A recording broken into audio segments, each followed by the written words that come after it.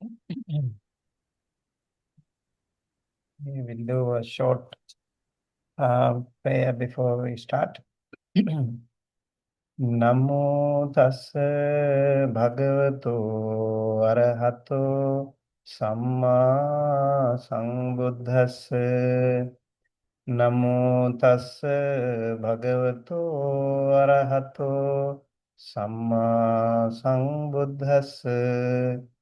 Namo tassa bhagavato arahato samma sambuddhassa. Honor to him, the blessed one, the worthy one, the fully enlightened one. My utmost respect to the perfectly enlightened Samma Sambuddha, the noble doctrine of the Buddha, and the noble Mahasangha, the disciples of the Buddha. Welcome, everyone. And so, in today's class, we will discuss more about the historical background of Buddhist culture. So, yesterday, we also had a little bit of cultural background of India in the 6th century BC, and a little bit of informative and thought-provoking. We just started. I would like to actually share some photos of the life of the Buddha in short, and also some maps. I think that will be an interesting part for you. Hopefully, that will be very helpful. Okay. Okay, let me get this start with some photos.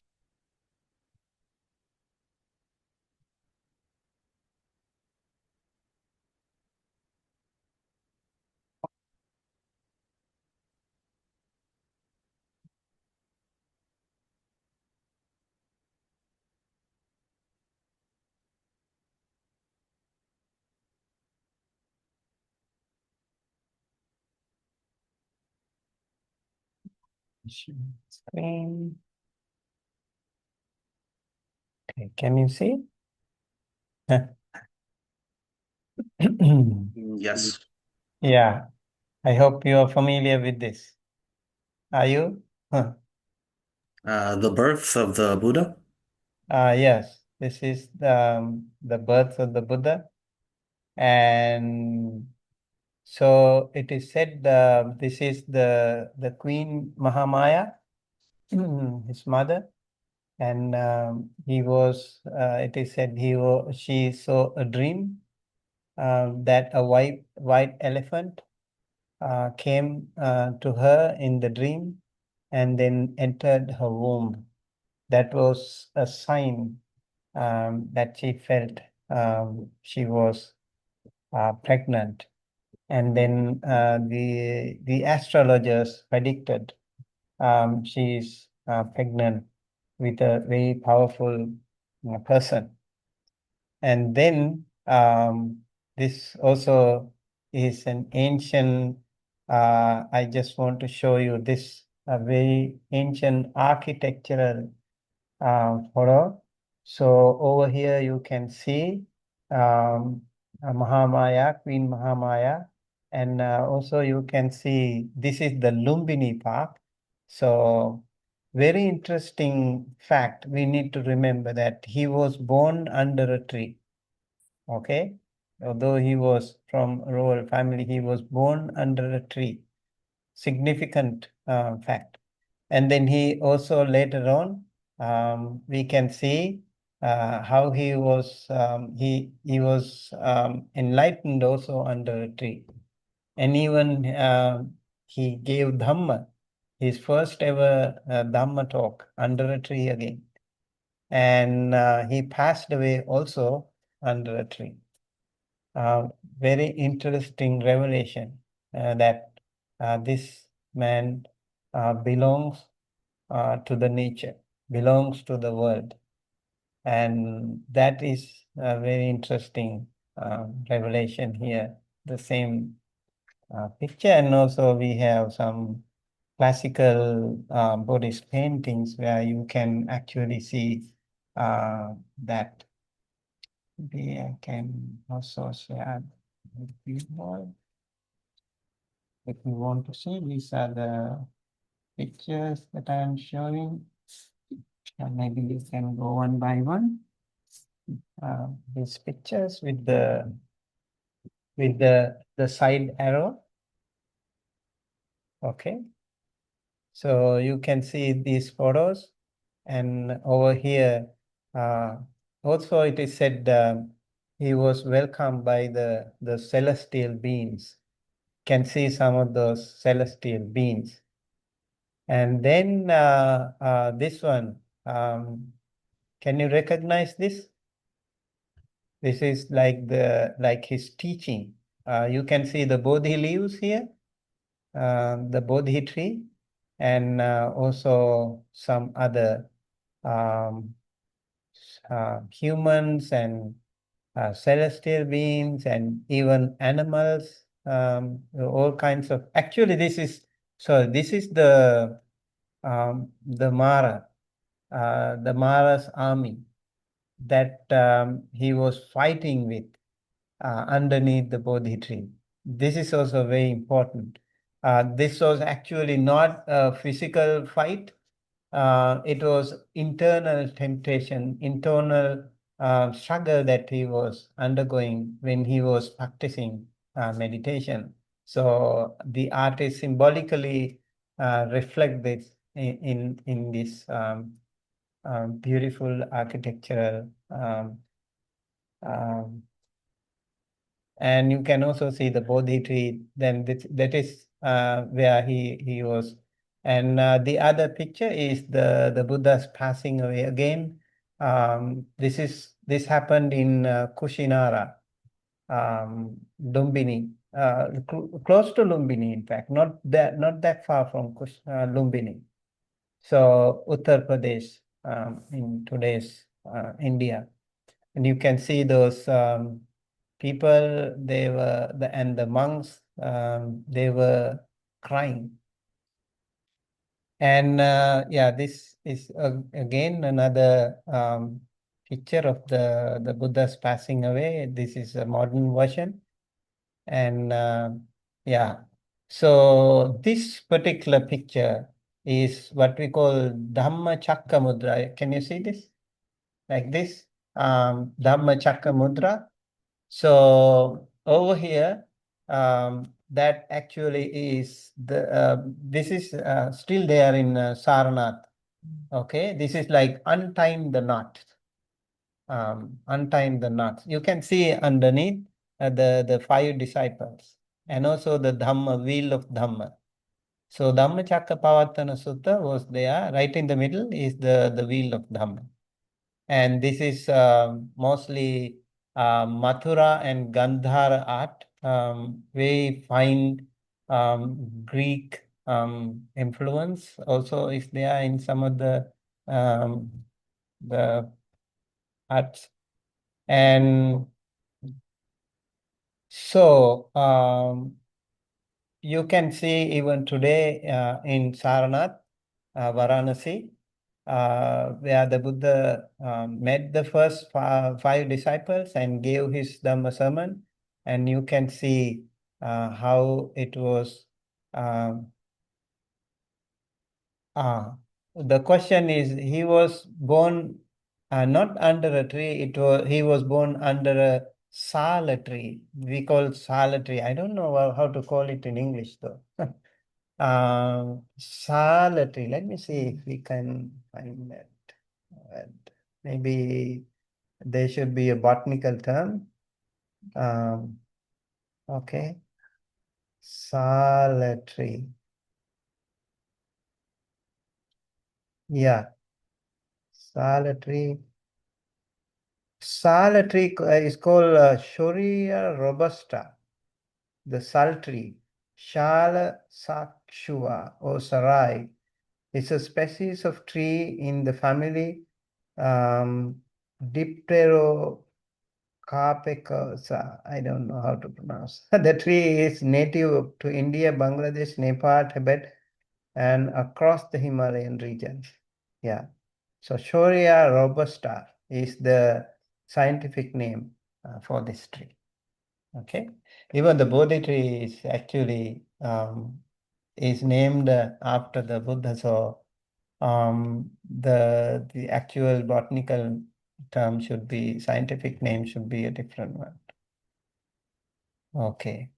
And another one here is actually teaching the Dharma. You can also see here how the Buddha is teaching, and then you can see the Dharma wheel kind of, and then so the deer park symbolizes here with the deer, and the other picture here again is the Buddha's teaching the Dharma. This is another modern version of this picture. Okay. Over here, what do you think? Do you have any idea what is this picture? With the leaving home. Yes, yes, that's right. With the horse, right? So you can see a very important companion is here. He is called Channa. Channa is his companion, and remember, he was also the one charioteer yesterday we were talking about the charioteer who was actually explaining him about the life, the death, the sickness, and the death. All these things: old age, sickness, death, and the ascetic monk. He was the one who answered his, questions after question. And the name of the horse is called Kanthaka. So also it is said like so after Prince Siddhartha, when after renunciation at the age of 29, he gave his all his ornaments, his sword, and all the belongings to Channa, and he asked him to take Kantaka back to the king and inform him that he renounced and he would not return to the palace anymore as a layperson. And that time it is said Kanthaka, who was so close to him, and the horse felt so bad and he died on the spot, like a heart attack. Okay. And over here you can see Prince Siddhartha is leaving. You can see Princess Yasodhara and the newborn son Rahula. This is again at the age of 29. He is leaving. Also, it is said Princess Yasodhara and Prince Siddhartha, they were born on the same day. Okay. And yeah, this is another uh, picture of the Buddha's life. Okay. All right. So let's go back to I want to actually show you a very important map. Okay. So before that, so we just talked about this from birth to the enlightenment. He was born in Lumbini, and in Lumbini there is an Ashokan pillar, ancient Ashokan pillar. It says Hida Buddha Jate Sakya Muni in Brahmi scripts. That means here the Shakyamuni Buddha was born. And later on, United Nations, UNESCO, they declared it as the original place of the Buddha. So he was very interesting, and he was a human being. He is a historic human being um, as the founder of this special religious organization, or whatever we call it, Buddhism. So he is the one who found this, and so he was a human being with a history to his name. Can I have this one? Yes. Yeah, I can probably show you another one. Mhm. Yeah. Okay, I actually wanted to show you this. Okay. Yeah, take a look at this.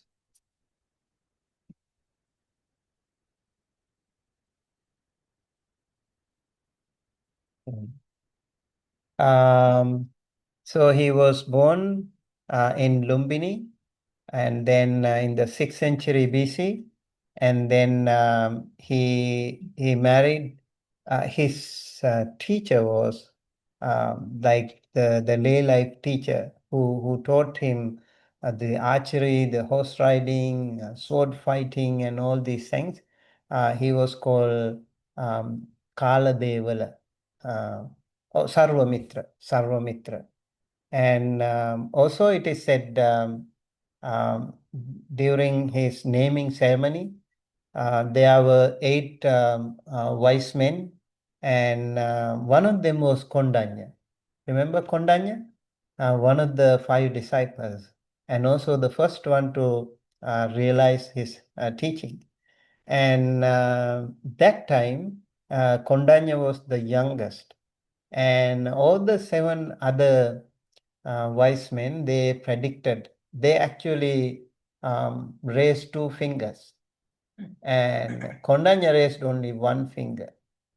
And that was the way they actually did. So king asked King Suddhodana, um, his uh, his father, King Prince Siddhartha's father, and he asked, "Why do you raise 2 fingers?" And these wise men said, if he stays as a layperson, he will become a very powerful universal monarch. In Pali, we call Chakravarti Raja, or in Sanskrit, we can call Chakravarti Raja. Okay, so he become a very powerful king. And but just in case he becomes an ascetic, there is a possibility that he can become an ascetic. If he leaves the palace, if he leaves his lay life, if he renounces, then he would become a Buddha. That was the prediction by 2 fingers. So there were 2 options. King definitely would not like him to become a Buddha, right? His only son, and of course, he would be the next in line, and he would definitely like him to be a powerful king. But young Kondanya, he raised only 1 finger. What does it mean? He would definitely become a Buddha. That's what he felt. And then King also, like the other people, also, he's the young man, you know. But the other people were having 2 options. So the king made sure he had all the comforts in his life, and then he would be lost in all these desires and temptations. So he made sure that he built 3 palaces called Ramya, Suramya, and Subha, 3 palaces. And he gave all the comforts to him during the winter, during the summer, and during the spring. He had all the comforts, and always surrounded by pretty women, and the dancings, everything was there for him. But yet, as we discussed yesterday, somehow he saw nobody can, hide those realities of life, the four signs, the old age, the sickness, and the what do you call death. He saw them. And before that, at the age of 16, he was married to Princess Yasodhara. And they lived a very happy, comfortable life for a while. And at the age of 29, he also had these things and he decided to leave the palace without saying anyone. Only Channa, his trusted companion, knew this thing, and nobody else knew anything about that. So at the age of 29, he left, he renounced. This is called Mahabhinikavan or Mahabhinishkramana. And later, he became, as we discuss, how he followed the teachings of different teachers and eventually his own middle path. And then he became enlightened at the age of 35. At the age of 35, I think if you remember your own life, do you remember 35? Do you remember 29? Yeah, just go back to your life if you can and see if there is something special in your life. That could be a turning point. 29. Okay, that's the beginning of your wisdom. And 35, I think the best time for you to come to the peak of your wisdom in your life. If you want to become a CEO of a company or, somewhere, whatever, the boss, to come to your fruition of your career, mid-30s is the best. So very interesting how he attained all these accomplishments in his life. Okay, let's go to um, the the map as I mentioned. Okay, where is the map?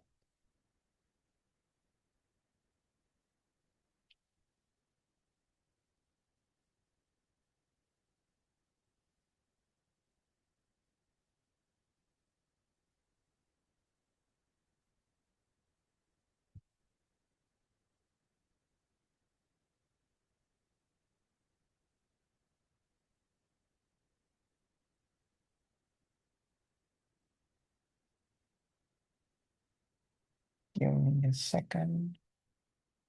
Okay, right here.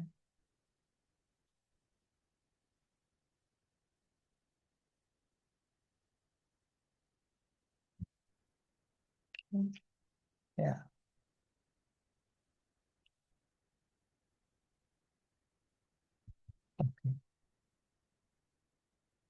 share it. Okay, take a look at the map if you want. Right. Can you see now? Yes. Okay.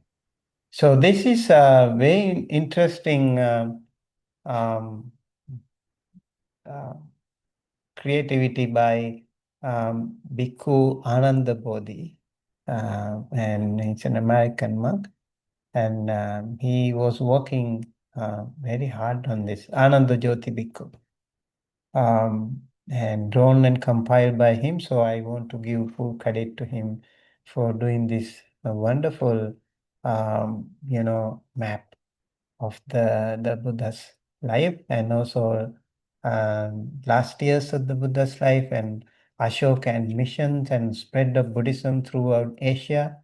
So these things will be very helpful and also the main source of that he has used Geography of Early Buddhism by B.C. Lowe, Dictionary of Pali Proper Names, G.P. Malangasekara, Buddhist India by T.W. Rhys Davids, and Middle Way by S. Dhammika.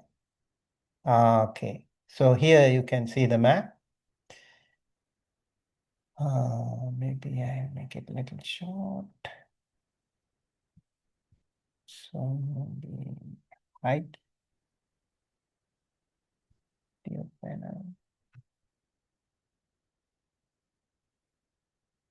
Okay. So over here, the beginning of Buddhism, 6th century BC, we can see the area where he was born. Okay, this is whole of India. And here, this little thing is the Sri Lanka. So birth in Lumbini, close to Nepal border, and also passing away at Kushinara, not that far from the birthplace. And the first teaching at Isipatana, we can also see somewhere in here. And then awakening at Uruvela, that is Buddha Gaya or Bodh Gaya in Bihar state in present day India. So this is a very important map. Early Buddhism, 5th century uh, to 3rd century BC. The first three councils after the Buddha's passing away also took place here. Second council at first, you can see the middle land is called Madhya Desh. Today we also have Madhya Pradesh in India, but that is not the central or middle land here that we talk about. But all throughout, very interesting.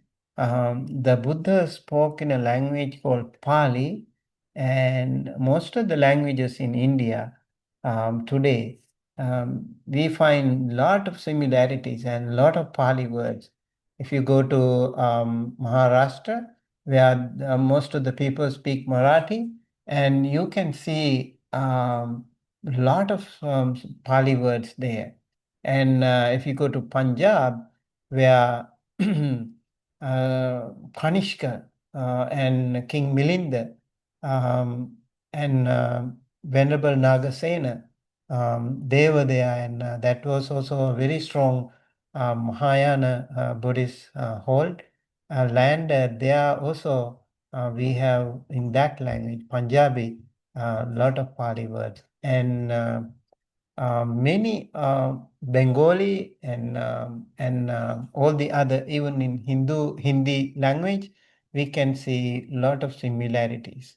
So Buddhism was spoken, or the Buddha spoke in a language that was very commonly understood by most of the people in India those days.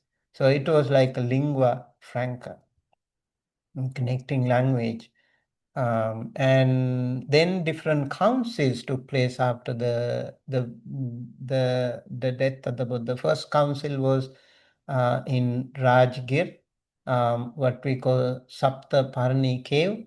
There were 500 monks, enlightened monks. They were verifying the teaching of the Buddha, because after the passing away of the master, spiritual master, all those responsible senior leading monks, they got together under the leadership of Venerable Kassapa, and they were Venerable Ananda was there. He was the personal attendant of the Buddha, and he was explaining all what he heard from the Buddha. He was there with the Buddha for a long, long time. And by the way, Venerable Ananda was also born at the same, he was also same age like the Buddha himself. But he lived more, it is said he lived 120 years. So he lived more than the Buddha. The Buddha passed away at the age of 80. Okay, so the first council took place in Rajgir, and then second council took place in Vaishali. Today we call it Vaishali. Also in Pali it is called Visala. And then the third council, that happened actually around 100 years after the Buddha's passing away. The first council took place after 3 months, and the second council after 100 years, and the third council took place during the King Ashoka's period. That is called Pataligama. So during the third council, the complete Tipitaka, the three canonical texts, were completely verified by those monks. And also you can see there are some later additions compiled by those senior monks. That was also there. And over here you can see very important King Ashoka, his mission, Maurya, he was a Maurya king, very important. And why he was so important? One, he was patronized in the Third Buddhist Council, and then he also sent missionaries to 9 different locations. You can see one right down the arrow to Sri Lanka, and he sent his own son and daughter, Sangamita and Mahinda, very important. And Mahinda and Sangamita, they did not go just like that. They had lot of homework before going there, and they studied their culture. They did some research, and also they knew their practices, and so they were well prepared before going. He along Venerable Mahinda along with Ittiya, Uttiya, Sambala, Bhaddasala, and Sumana, a young novice monk was also there. And then there was another kind of an anagarika lay practitioner was also there. They were all selected with a unique purpose. And then he met King Devanampiyatissa there, and he later on invited his sister Sangamita to come along with the sapling of the Bodhi tree, and that's how the Bodhi tree became such a phenomenal, iconic symbol of the kingdom. And both of them never went back to India. They passed away. Their life was completely dedicated to the propagation of the teaching there. And you can also see some other places here. Suvarna Bhumi. Suvarna Bhumi, I mean, Suvarna means gold. Okay, Bhumi means the land. So the golden land. You can see today, even today, if you have seen any of those Thai and Myanmar Buddha statues and stupas and temples, they are full of golden color. Very interesting, Suvarna Bhumi. So 2 months went there to that place, and then there were other Mahisa Mandala and Vanavasi, and then Maharatha, and Maharatha, probably Maharashtra, uh, probably maybe present day Maharatha, then Aparantaka, and then you can see an interesting place called Yona. This is actually in the Middle East, Yona.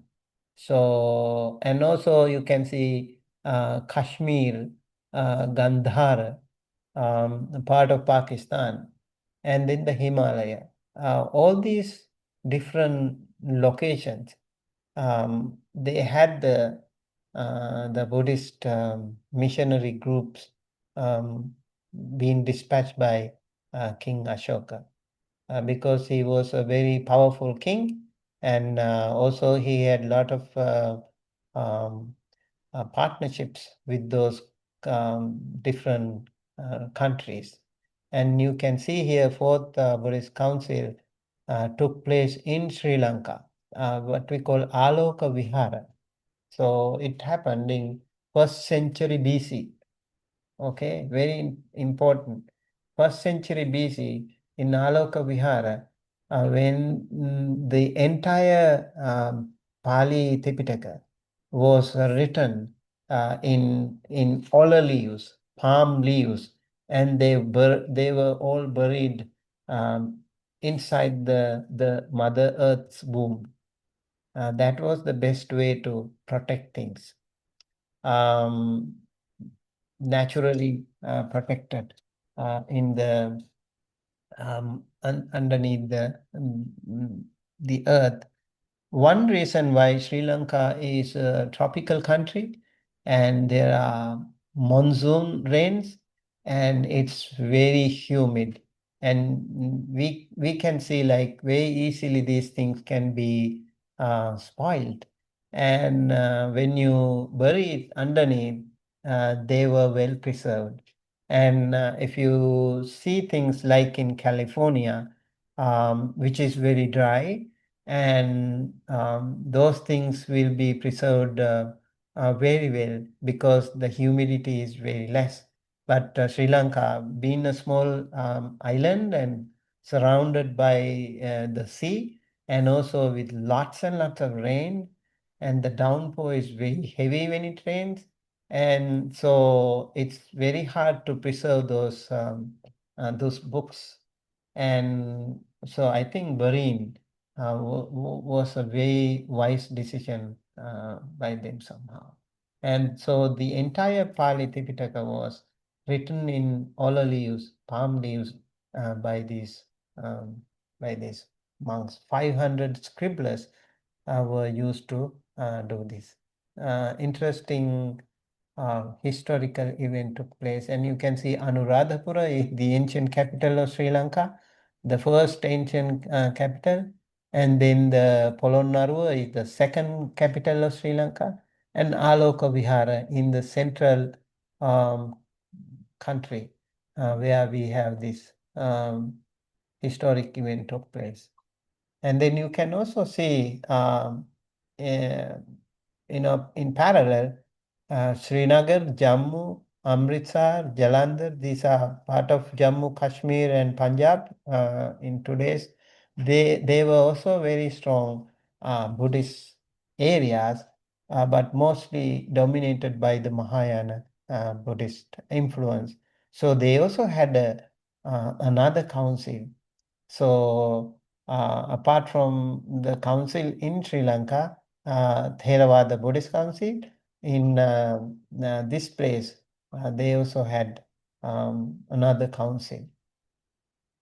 And you can see how Lotus Sutra and the Yogacara writing, you can see in Gandhara, Lotus Sutra was found, and Nalanda and Vikramshila, Nagarjuna Konda in present day Andhra Pradesh. I've been there a couple of times, really beautiful place. And Nalanda is a very ancient university where it is said like more than 12,000 scholars were studying. And Vikramashila is another very wonderful school of Buddhism. They were, of course, like classic ancient universities of their own. Gandhara, Nalanda, Vikramashila, Nagarjunakonda, and also in Sri Lanka, Mahavihara. They had some unique style, very much modern methodology they used, in fact. One time it is said in Nalanda University, Venerable Ashogosha went there. And he went there, and then at the gate, Venerable Ashogosha was presented uh, a bowl full of water.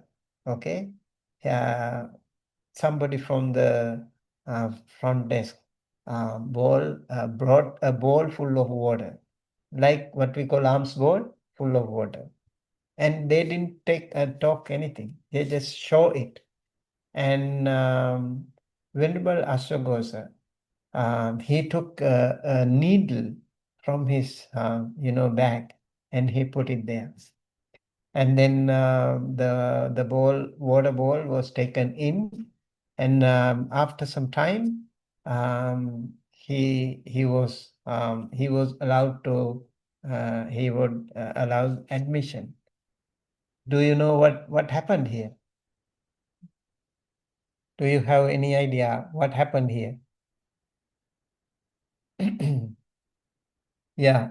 So the bowl full of water means That was a symbolic representation. Venerable Asogosha didn't talk anything. And that person also from the university didn't talk anything. He just showed that bowl and he put the needle. What really was the discussion, communication? This is not a simple thing.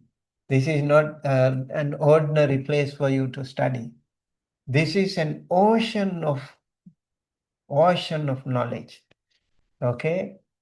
We are not sure if you are compatible enough for this. And then Ashogosa took a needle. I can go to the very fathom of this knowledge. That was how he was so confident. And then it was taken, and the panel, selection panel, they decided, oh, this guy is good enough. He is compatible enough for that. Very interesting.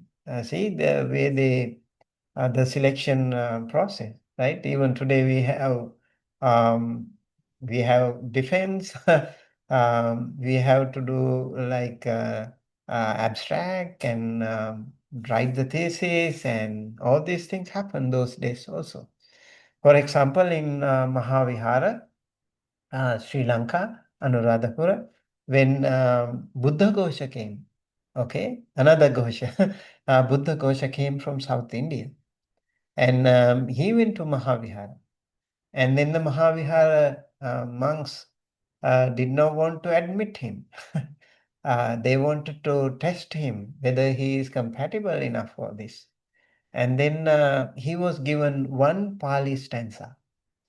Anto jata bahi jata, jataya jatita paja, tantang gotama puchami, ko imang vijate jatang. This is actually a question asked by a celestial being from the Buddha. And this question was, forwarded to him.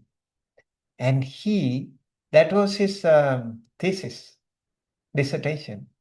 And he wrote a complete manuscript, the most comprehensive, what we call the Buddhist manuscript on meditation, even today. This happened in 5th century AD. Okay, even today we can see this. This is called Visuddhimagga. Is that Visuddhimagga over there? Can you just show me, please?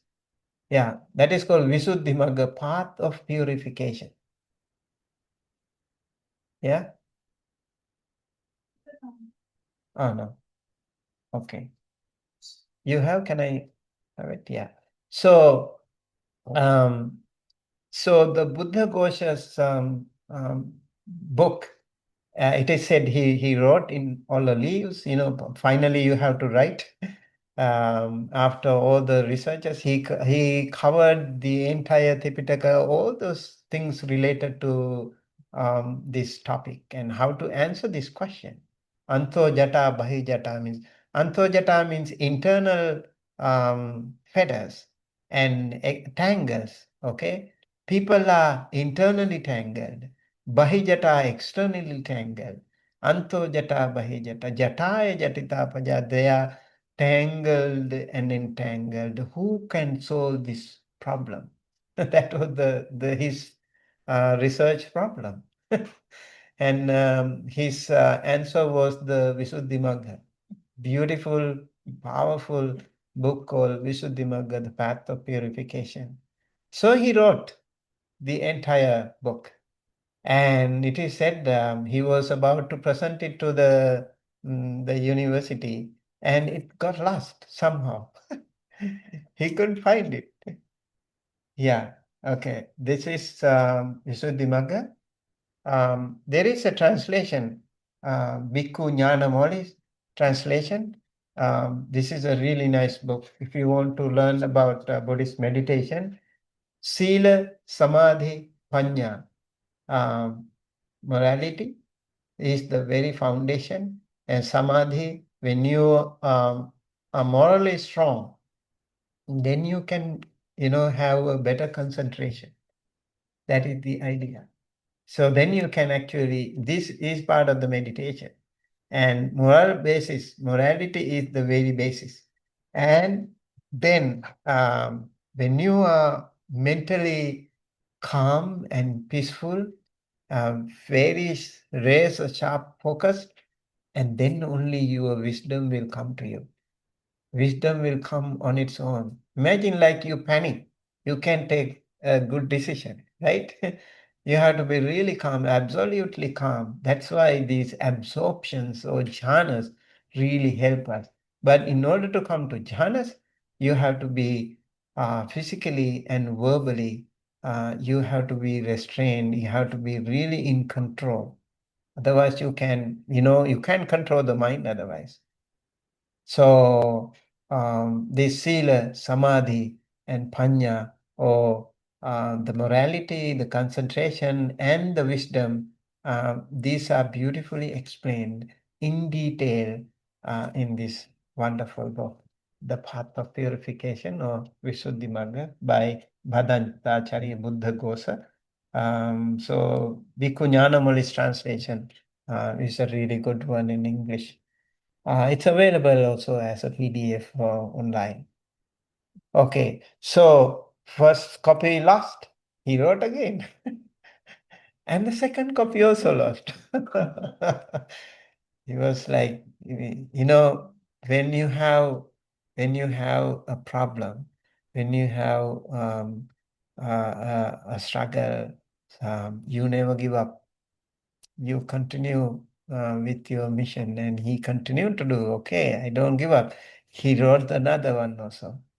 Then when he wrote the third one, it is said the previous two also were found. So they were all together. So he presented the three copies. Imagine even today we do that, right? Three copies to the university. That's how it happened. Interesting story about the ancient classic examples of those education system.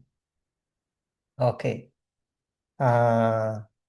So Venerable with the Gosa story and this, and let's go back to the map again. Can you see? Okay, this is how these are really very powerful monasteries, I mean, universities. And in Nalanda University, even today, if you go, you can see the ruins. And I've been like several times actually. There's a new university also called Nalanda University now. And over here, they had science labs, and the library itself was very, very rich. And this was later destroyed by those invaders. So it is said the university library was burnt for several months. So many books, and many monks were dead. They were all killed in the process. So they probably thought it was like a fortress or something. And so that was the history of Nalanda University. And they were very popular and very powerful places. And you can see here Buddhism reaches Southeast Asia from South India, 5th century AD. Mixture of Mahayana and Hinduism that still survives in Bali, that is Indonesia. You can see how it went to Sri Lanka, and then here Nagarjunakonda, Nalanda, Vikramashila, and all those scholars, they were taking like land routes and also maritime routes, sea routes. And you can see Malaya and this is Cambodia. And Malaya is Malaysia and Indonesia and that region. Sumatra, you can see, and Java, Bali, these are all very popular Buddhist places those days. And then we can go to here, China, how mainland China. also received Buddhism in the first century AD, traveling along the Silk Road that ran from Rome to Chang'an. Very difficult and challenging route. It's like a death valley, thousands of miles walking mostly. It's so hard to walk through this death trap. And still, there were um, very brave monks and scholars, mostly monks. They used to come to India, and some of them came from China to India, and some were not able to make it. They died on the way because of those very challenging situations. And then some others, they were able to go to India, but they were not able to come back to China. It's such a difficult thing. Today, maybe like maybe few hours, you can fly from India to China, and walking that long, and also with that intense and challenging weather conditions is so hard. But they were still determined to go there. And you can see these arrows here. You can see the route. And apart from this Silk Road, which is very difficult and challenging, there were also many maritime routes. You can see here from all the way from Middle East, and then you can see probably this is the Hormuz Strait, right? And then it comes here to India and surround around this country, and you can see Sri Lanka. Sri Lanka had some very good business hub, because a lot of people, a lot of sailors, they came from Far East and Far West in search of spicy lands, the best spicy lands. One was Sri Lanka, and the others were in Indonesia. They went in search of them. And also Sri Lanka was a natural resource hub for many things. Like um, there were, according to the historical accounts, it is said there were 20,000 elephants those days, and it was densely covered forest. And then there were ivory, and also even today some of the best sapphires in the world you can find in Sri Lanka. So they were precious stones and spicy. The soil texture of this country is very unique. I was in India for 10 years, and I was born and brought up in Sri Lanka. So I have seen the difference between certain vegetables. For example, carrot.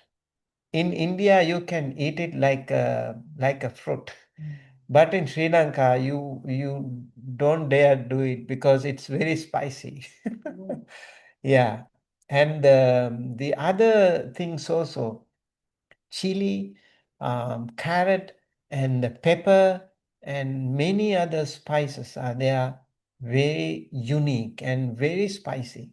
So that's why those people from far east and far west, they came in search of them to this country. And some of the biggest ships read here.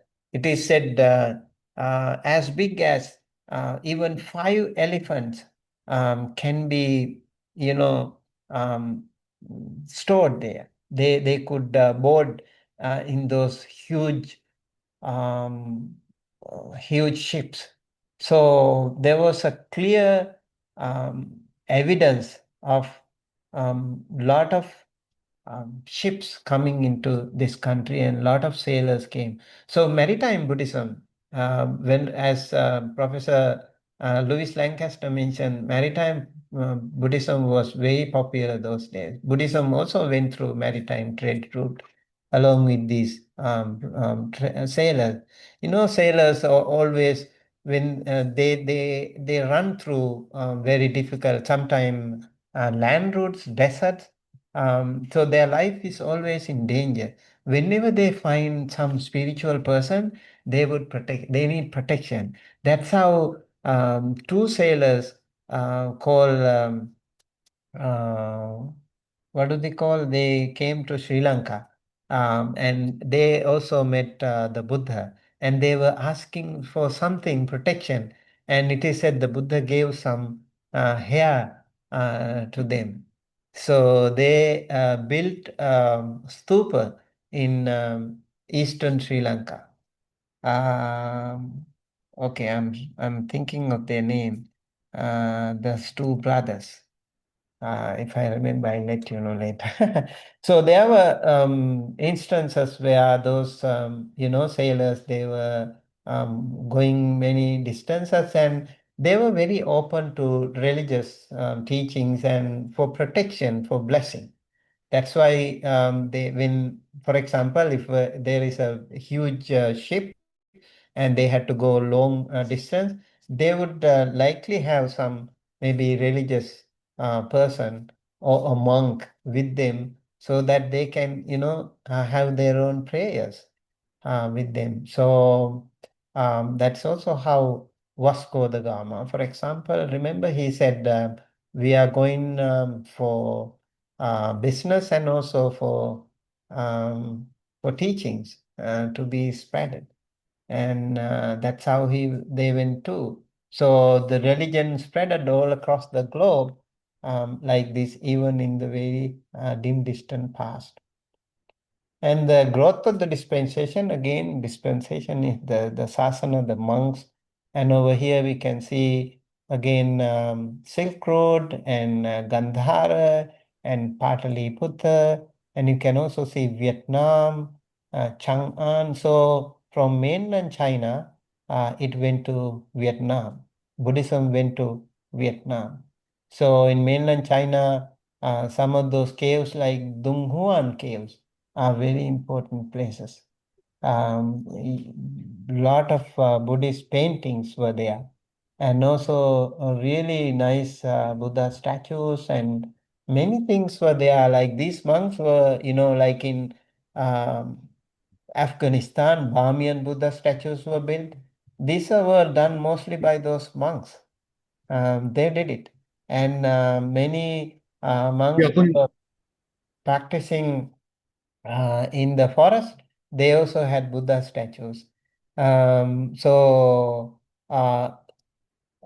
one Pali word, if we take jhana, okay, jhana is Pali word, and in Sanskrit it is called dhyana.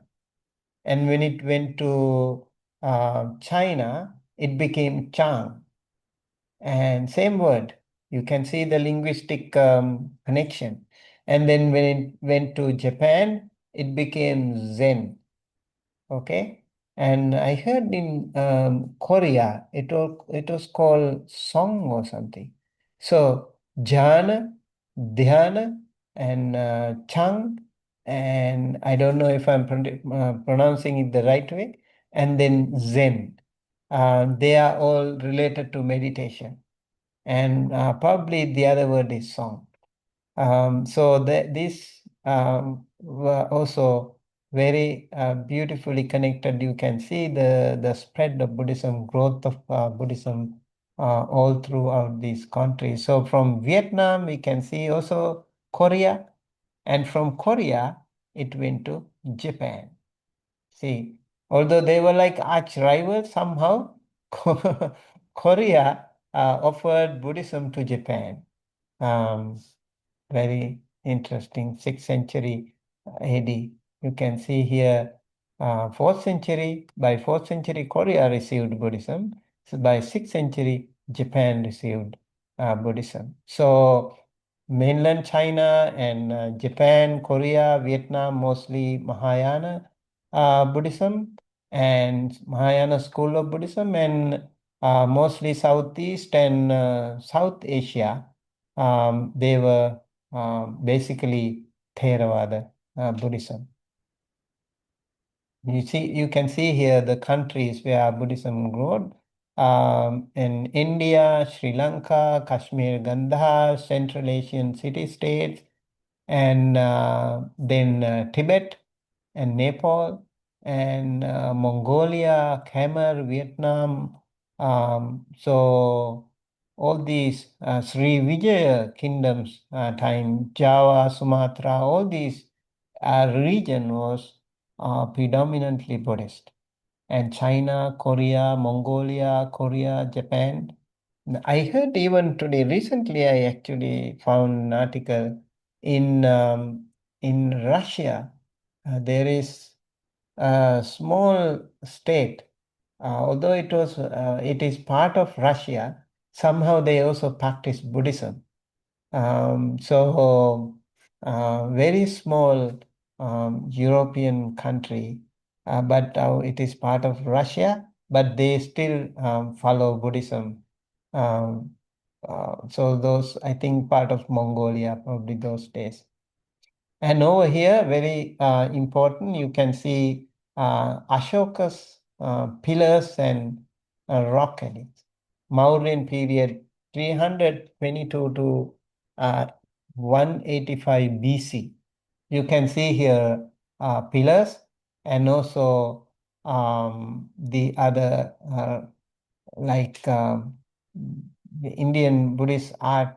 These are very important symbols, and also you can see through this yellow line.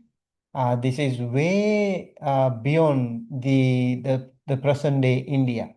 It's such a huge land that was covered in those days. So Pakistan, Afghanistan, Bangladesh, the modern day, all these countries were together as one country, and King Ashoka's, dominance, his sovereignty was there in all these areas because he established many different pillars and Ashokan rock edicts, through which he wanted to actually teach some really good teachings, basically based on Buddhism, because he tried a very violent way. Earlier, he was called Chanda Ashoka, that is violent Ashoka, and he became Dharma Ashoka after complete, U-turn from that violent path.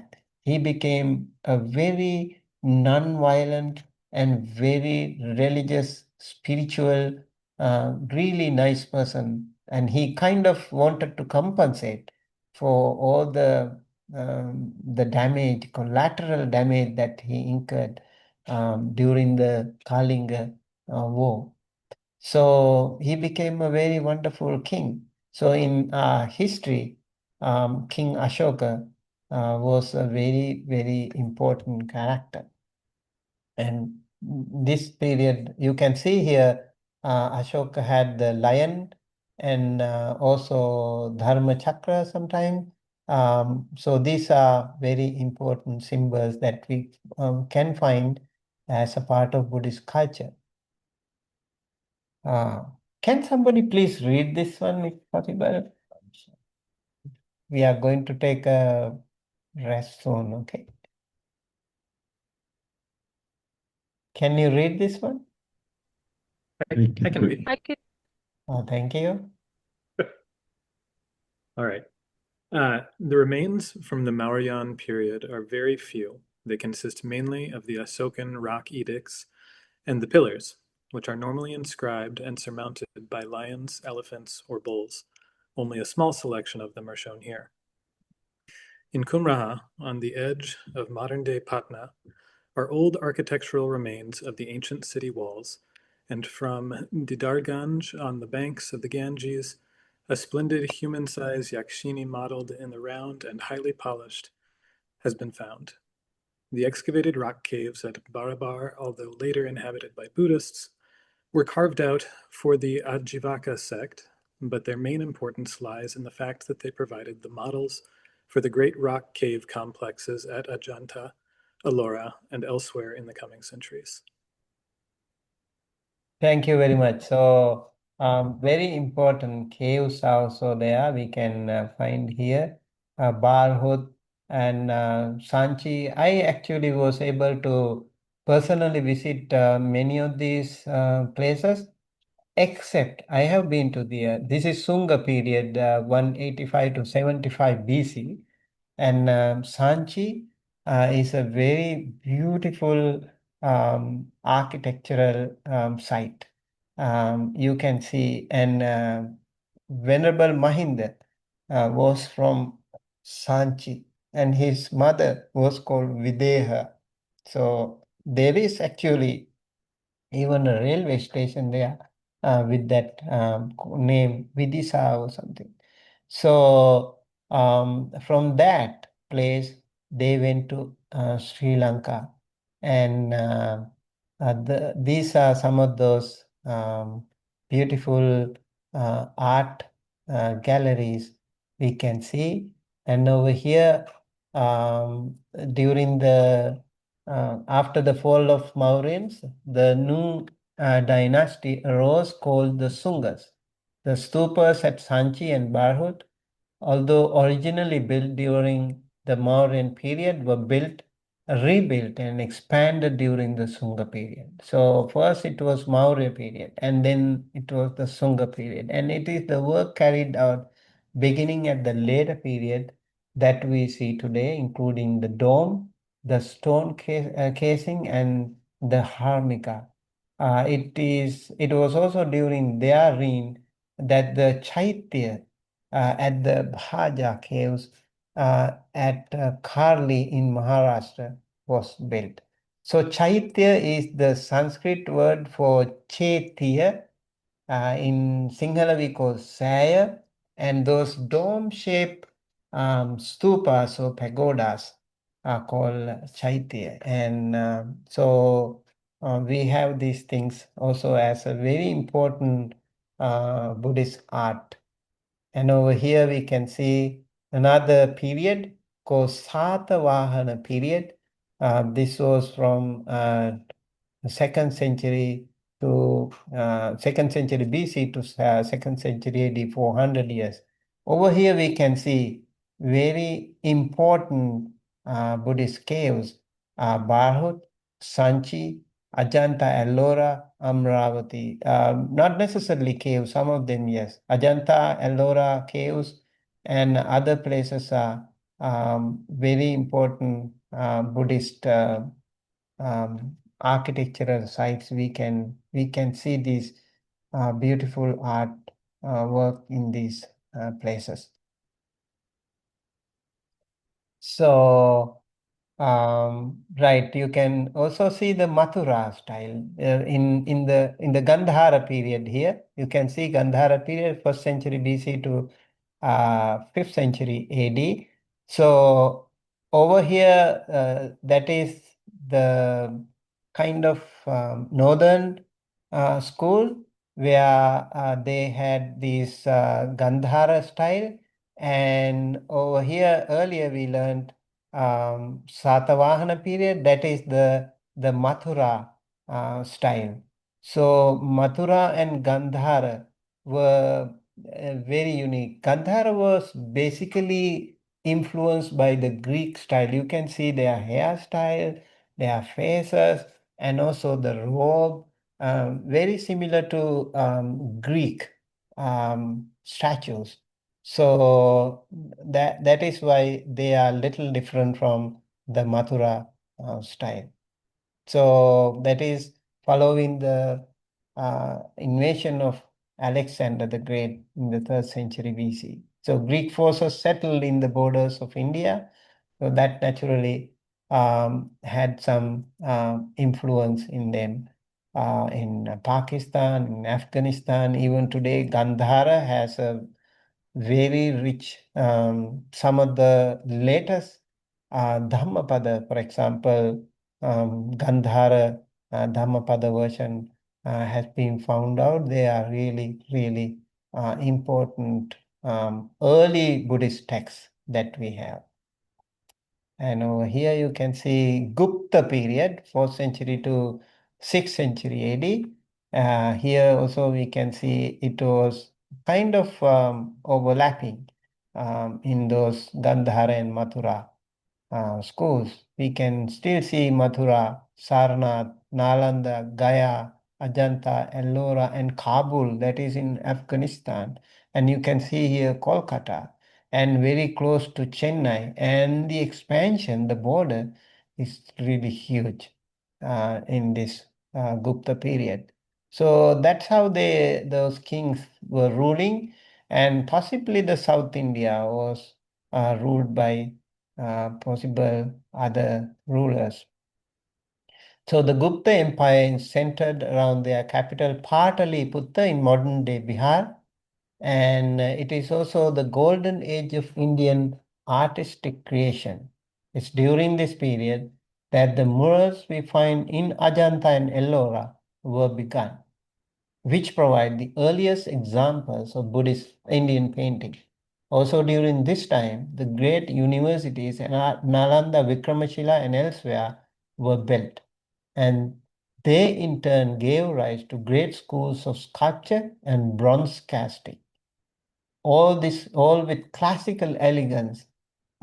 In this period, the Buddha figures were modeled with the characteristic curly ringlets of hair and sheen like close-fitting robes. The halos are normally decorated in this period.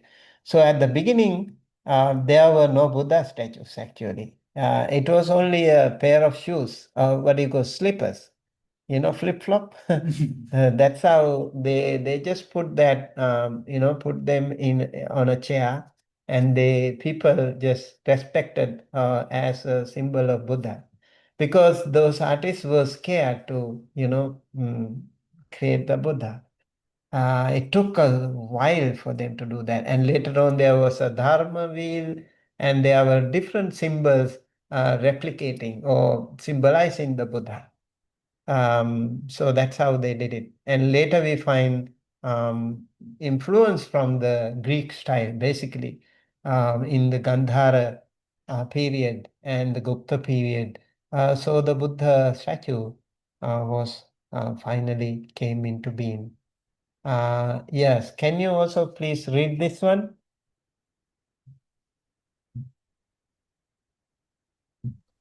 Yeah. I can read this. Oh, go ahead. Oh, sorry. No, you go for it. Okay. The Gupta Empire, goodness, let me try that again.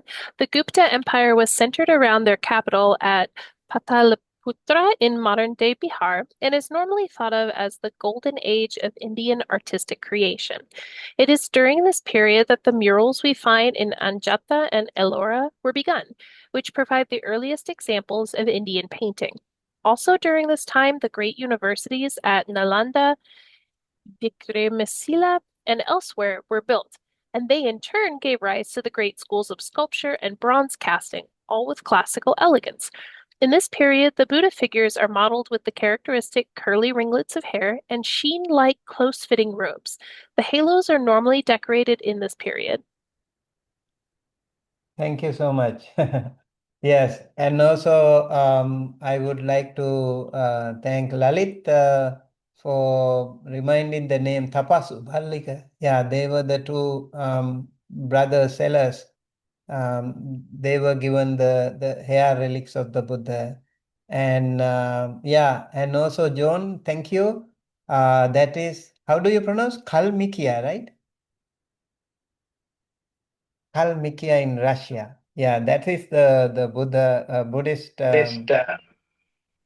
country, I I'm think. not sure. I don't know how to pronounce it.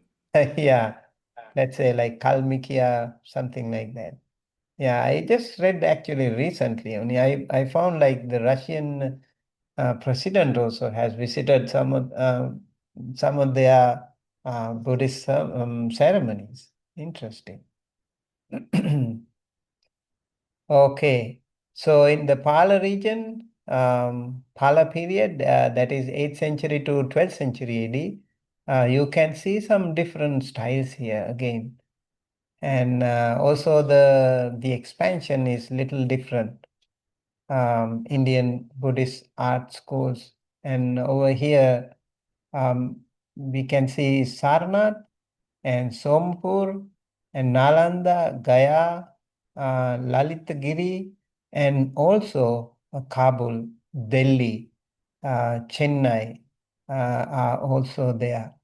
I would say, wanted to actually say about Delhi here.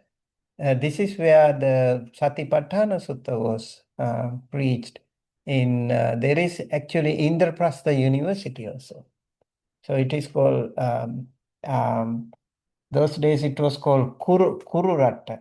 Okay, yeah, there was a village called Kammasadam. There the Buddha preached the Satipatthana Sutta. And it is said those people in that particular region, they were very good, high IQ people. Yeah. So very smart, very intelligent people. That is probably why the Buddha preached Satipatthana Sutta. And also there was another sutta. It was also a very high philosophical sutta. I don't remember right now. Yeah. So yeah, this is another thing that I wanted to say. Yeah, Kurukshetra. Kurukshetra, that is called Kurukshetra. I think among the Pancha Pandavas, Kuru was another group, right? All right. I think we can take a break. Okay, 5 minutes off-screen break. Um, okay, so we had a picture session and a map session. Now let us read some suttas. Can you hear me? Okay. Yes. So, okay.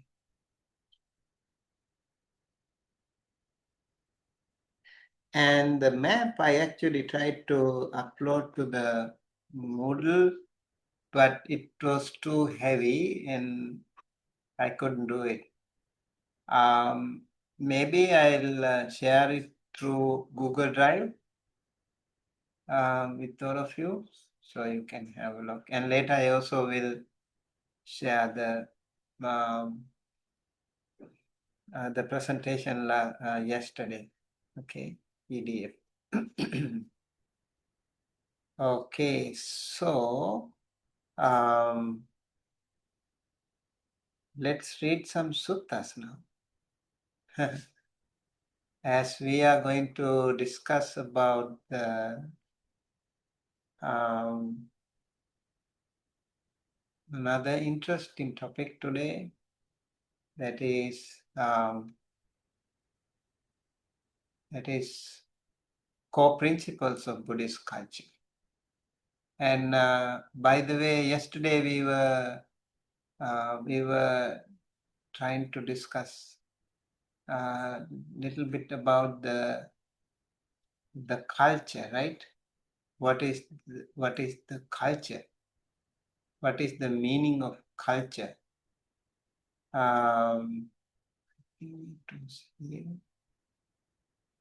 Yeah. So culture and Buddhist culture. Culture is the shared way of life of a group of people. It includes their beliefs and values, customs and traditions, language, religion, food, clothing, music, art, and everyday habits. So culture is such a fascinating subject in a way. So culture influences the way people think, people speak, and people behave and understand the world. It also teaches people what is considered right or wrong, respectful or disrespectful, and acceptable or unacceptable within their society. In Sri Lanka, we have an idiom Let me say it in Sinhala first, okay? වවුලගේ ගෙදර ගියා නම් වවුලගේ මගුලට ගියා නම් එල්ලිලා ඉන්න ඕන. Wawula means the owl. Have you seen owls? Yeah. How do they live? Usually they hang, right? The owls don't normally stand on legs. They hang. So if you go to the wedding of an owl, you also have to hang like them. So if you go to like Japan or China, you have to use chopsticks, right? If you don't use chopsticks in Japan or Korea, those people will feel very weird. And so you need to learn. I remember even myself, I tried to use the chopsticks, and I trained myself by picking up some pebbles, small rocks. So I got used to it. And very important, some traditions, some cultures. And then if you go to Sri Lanka, you will see many people eat with, they have natural chopsticks. This 5 fingers, they use the fingers. Mostly in India and Sri Lanka, they use this. And in Europe and America, they use, again, different culture. They have forks and spoons. In America, I think they use only one, but in England, they use both. So they all have different table manners, dressing code, and many things. They are all part of the culture. So very interesting and very important for us to respect. For example, if you go to a Buddhist temple, you have to remove your cap, you have to remove your shoes. And if you go to a Punjabi temple, you actually have to cover your hair. And also, like if you go to a Hindu temple, even the ladies, they will cover their hair as a mark of respect. That's how they respect. So sometimes I have been there. Actually, I had to do myself because I feel honored to be, visiting some mosques and some Hindu temples and Christian churches. I've been to also Vatican. Very wonderful. So although we have our own cultures, our own traditions, when we go there, we also have to be respectful to them. That's part of their culture. So we are not born knowing our culture, actually, right? We didn't know when we were born. So slowly our parents and, people around us, they slowly taught us what to dress, how to eat, how to, like in Sri Lanka, people bow to their parents. Like in, like they just bow, just like they bow to the Buddha. They would bow to their parents. They would bow to their elder sister, elder brother, uncles, aunts, grandparents. They bow to everyone. That's very, very unique culture. And in India, if you go, you can also see how they touch the feet of the elders and also the religious leaders. They do it. So in the West, you have this hugging. That's also a different culture, different tradition. Now, some even, maybe hug, maybe kiss, all different handshake. They all happen with these different cultures. So the culture is like that. In this way, the culture is passed from one generation to another. And we learn these things from our parents, families, teachers, religious institutions, schools, and the wider community. However, culture is not fixed or unchanging. It always changes, like the dresses, right? they change all the time, different fashions, trend setters. You can see like the hairstyles and different, but somehow like for 2000 years something, the monk's robe that remain almost the same. The structure of the robe in Theravada Buddhist monks, it is the same. Somehow we also can say like it is remain the same everywhere. Like if you the Buddhist monks went to China, they had to adjust to their situation, the extreme weather conditions, and so they change their robe. They can't live like this in extreme cold countries. So their robe change in China, in Korea, in Japan, in Mahayana countries. They had a different style of their robe. So it changes over time because of migration, education, technology, and political changes, historical events, and contact with other cultures. That also actually happens when you intermingle with the cultures. And today, especially because the world is so small and you like to, have some hairstyles like popular singers or actors or sports people, sports stars. So you follow their, the patterns, hairstyles or dresses like that. I remember some time back there was a haircut called Diana cut. So it was like Princess Diana. And also, many people have hairstyles following those very famous people. So, we can simply define culture as the shared beliefs, values, customs, practices, and ways of life of a particular community or society. So, when it comes to Buddhist culture, Buddhist culture is the way of life, system of values, traditions, practices, and social customs that have developed under the influence of the Buddha's teaching.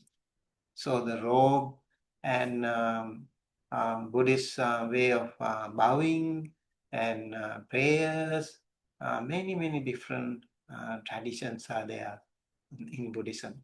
Meditation, and this foundation of Buddhist culture is the Dhamma taught by the Buddha. Important teachings such as the Four Noble Truths and the Noble Eightfold Path, karma, rebirth, compassion, loving kindness, mindfulness, generosity, what we call dana, morality, what we call sila, and wisdom, what we call panya. They have shaped the lives of Buddhist community. If you go to any local temple, you can see their community, how they celebrate like the Vesak festival, the birth of the Buddha, and full moon day. You might, if you go to a Sri Lankan temple, a lot of people, they wear white clothes, very beautiful. If you go to Thai temples also, you see a lot of beautiful practices. The way they chant, Vietnamese temple, Chinese, Korean, Japanese, all of them have beautiful traditions. Cambodian, Laos, all of them have very nice Indian temples and also Bengali temples. We have Buddhists from all different countries, and they have very unique styles. Really nice to see their different traditions. So the Buddhist culture is not limited only to meditation or temple worship. It can be seen in many areas of life, including respecting the Buddha, Dhamma, Sangha. And today we are going to discuss two main suttas. Okay, we will read line by line. I'll ask you to read. And observing moral precepts like 5 precepts, 8 precepts, 10 precepts. For Buddhist monks, we have 227 precepts. And the bhikkhunis, they have even more, 311 precepts. Very interesting precept, right? Then the offering of food and other necessities to monks and nuns. This is also very important because the monks usually they don't do any profession. So the lay people have to support the four main basic requisites. What we call chivara, the robe, that is their cloth, basic necessity. And then pindapata, the food. And then senasana, the dwelling place. And then Gilana Pache, the medical requirements. So they have to be provided by the lay supporters. And in return, the monks and the bhikkhus and bhikkhunis, they would share their wisdom, their knowledge, their practice with loving kindness and compassion for the well-being and happiness of the lay community. So that's how these bhikkhus and bhikkhunis and upasakas and upasikas survived together for so long. Such a unique blend of this four sangha we can see. So over here also this Buddhist culture also include practicing generosity and compassion. Unique. If you go to many different temples, maybe you don't even understand their language, but you can easily recognize the such beautiful, wholesome practice of generosity and compassion in them everywhere. And meditating and listening to Dhamma teachings is another part of the culture. Celebrating Buddhist festivals, we have quite a number of festivals. Celebrating festival. If you have an opportunity, please make sure to go to different temples. And they all have different unique customs, traditions. Just appreciate it. I think you will feel so happy and try to learn. Although they speak a different language, but they have loving kindness and compassion and generosity with them. So you will feel very comfortable with it. And visiting sacred places is another, I think this is a very popular practice. Even in other religions, they have the visiting sacred places practice. Building monasteries, stupas, and temples, and creating Buddhist paintings, sculptures, literature, and architecture, they are also part of the culture. And caring for parents, this is very important. Caring for teachers also very important. That is why I remember Angulimala had to do a lot of killings because he had to care for the teacher. Elders, very important. We have to care for elders and also wider community. These are important Buddhist cultural practices.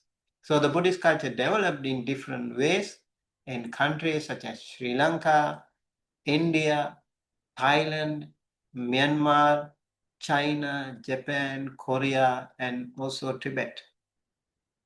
This is because Buddhist teachings interacted with the local languages, customs, beliefs, and tradition of each country.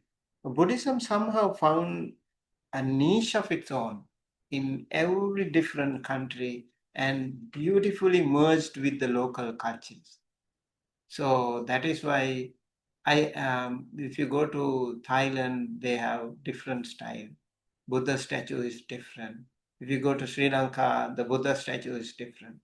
If you go to Sri Lanka, right at the airport, you will be welcomed or greeted or blessed by a beautiful Samadhi Buddha statue right in the middle of the airport. And then you go to every intersection of the country, you will see a Buddha statue greeting you, blessing you. And so many Bodhi trees and so many white pagodas are there. Really beautiful. 10,000 temples all across the country and full of these other intersections I think in Christian dominated areas we have the cross in Sri Lanka, and other places have mostly Buddhist. Very beautiful. So every country like this, you can find Buddhist teachings interacted with the languages, customs, beliefs, and traditions of each country. Um, so, for example, Sri Lankan Buddhist culture is not exactly the same as Japanese or Tibetan Buddhist culture. The robes, their rituals, art, architecture, chanting style, and festivals, they may be different. However, they are all connected to the teachings of the Buddha. You must have seen like Tibetan temple. They have tanka. They have unique style of chanting and also bowing. If you go to Buddha Gaya, I found so heartwarming to see how the Tibetan practitioners pay respect to the Buddha. It's truly remarkable. And Vietnamese people also really very devoted. They have a lot of piety, the saddha, confidence in the Buddha Dhamma Sangha. And so these are really beautiful practices you can observe if you visit those places. I've been to Fo Guang Shan in Taiwan, and some other Chinese temples and Korean temples. I've been to South Korea. There was a beautiful temple called Songwansa, which was, I think, around 1500 years or some, way in the middle of beautiful forest. There were 300 monks practicing. And I also visited another Bhikkhuni temple in South Korea. Their practice is truly wonderful, all different, but I felt so heartwarming to see them practicing and dedicating themselves to that wonderful practice. So, therefore, the Buddhist culture can be simply defined as the beliefs, values, customs, practices, institutions, and ways of life that have developed around the Buddha's teachings in different societies. It's also important to understand that Buddhism and Buddhist culture are not exactly the same. It's different. Buddhism refers to mainly to the teachings and practices taught by the Buddha. And Buddhist culture includes those teachings together with the customs, rituals, art, social traditions, and historical practices developed by Buddhist communities. So they blend together, they work together. And in forest tradition, you have less culture, less rituals.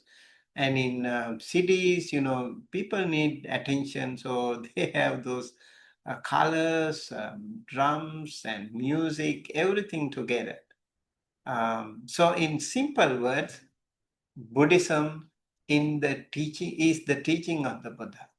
Buddhism is the teaching of the Buddha.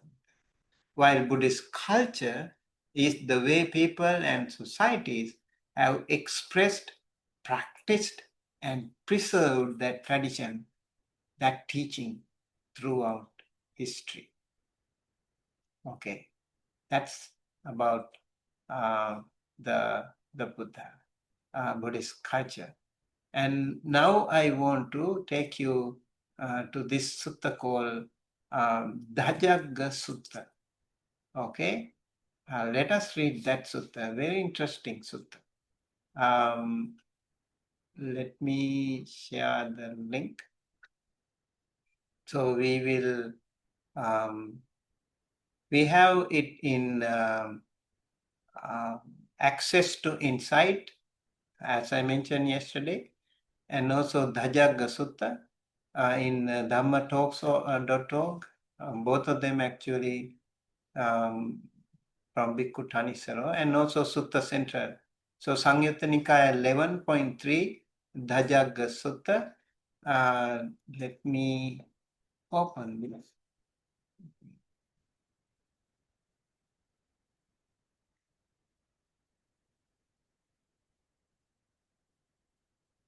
I will share the link with you in the chat, so you can also read it.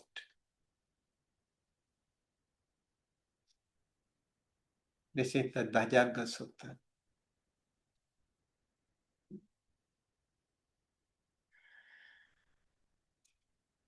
Okay. So this Dajjagga Sutta is an interesting sutta. It recounts how the Devas means celestial being, heavenly being, were reassured in battle by the sight of divine standards, illustrating the Buddha's teaching on overcoming fear through recollection of the triple gem.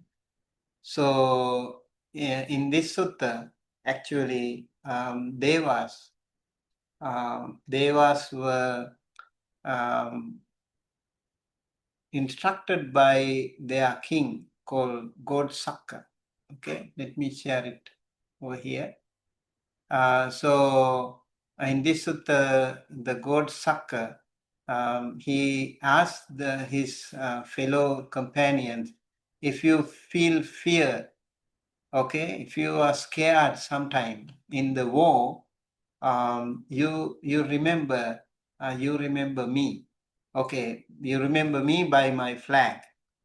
Okay, I have my unique flag, so you can look at that. Dhaja means flag. Dhaja agga means the corner of the flag or the end of the flag. So they can see the flag when there are so many. The flags were the symbols of their representation. So if you are scared, just see my flag and you will be okay. And then if you don't see my flag, then there are other 4 guardian angels flags. You can see them also. Then your fear will be gone. And that time the Buddha said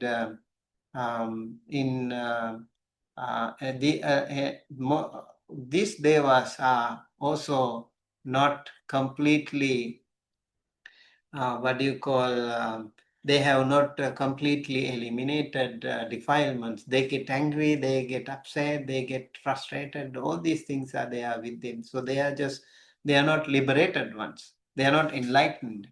So if you are scared, the Buddha said, think of the Buddha, think of the Dhamma, and think of the Sangha, because Buddha is completely pure and he has completely eliminated all forms of defilement. That is why he is called Buddha. So let us read this sutta. Anyone would like to read? Do you want to read the English version only? Maybe I will read a little bit Pali, okay? So you can maybe taste. Dajjagga Sutta. Evam me sutam ekang samayam bhagava savatthiyam viharati jetavane anatha pindikassa arame. Okay, let us invite someone to read the English translation. I can read it. Okay. I have heard that at one time the Blessed One was staying in Savatthi at Jeta's Grove, Anathapindika's Park. Anathapindika's Park. Anathapindika. Tatra ko bhagava bhikkhu amantesi bhikkhavoti. There he addressed the monks.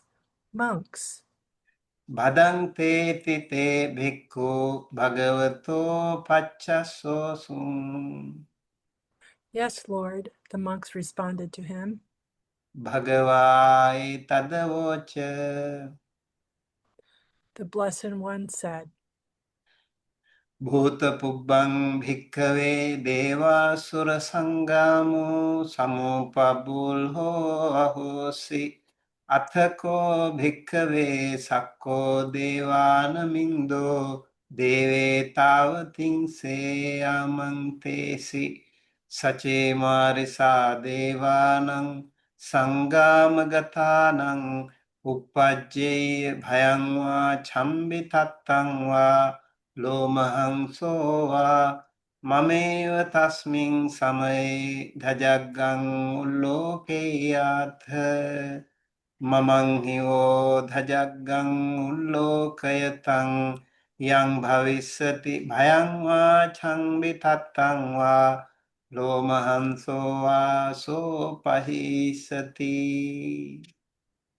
The Blessed One said, once monks, the Devas and Asuras were arrayed for battle. Then Saka, Lord of the Devas, addressed the Devas of the 33. If, dear sirs, when the Devas are engaged in battle, there should arise fear, terror, or horripilation, then on that occasion you should look up at the top of my standard. For when you look up at the top of my standard, any fear, terror, or horripilation you may have will be abandoned. නොචේ මේ ධජග්ගං උල්ලෝකේයාථ අථ පජාපතිස්ස දේවරාජස්ස ධජග්ගං උල්ලෝකේයාථ පජාපතිස්ස හිවෝ දේවරාජස්ස ධජග්ගං උල්ලෝකයතං යං භවිස්සති භයං වා චම්බිතත්තං වා ලෝමහංසෝ වා සෝපහිස්සති. If you don't look up at the top of my standard, then you should look up at the top of the standard of the Pajapati, the Deva king. For when you look up at the top of the standard of the Pajapati, the Deva king, any fear, terror, or horripilation you may have will be abandoned. නොචේ පජාපතිස්ස දේවරාජස්ස ධජග්ගං උල්ලෝකේයාථ අථ වරුණස්ස දේවරාජස්ස ධජග්ගං උල්ලෝකේයාථ වරුණස්ස හිවෝ දේවරාජස්ස ධජග්ගං උල්ලෝකයතං යං භවිස්සති භයං වා චම්බිතත්තං වා ලෝමහංසෝ වා සෝපහිස්සති. If you don't look up at the top of the standard of the Pajapati, the Deva king, then you should look up at the top of the standard of the Varuna, the Deva king. For when you look up at the top of the standard of the Varuna of the Deva king, any fear, terror, or horripilation you may have will be abandoned.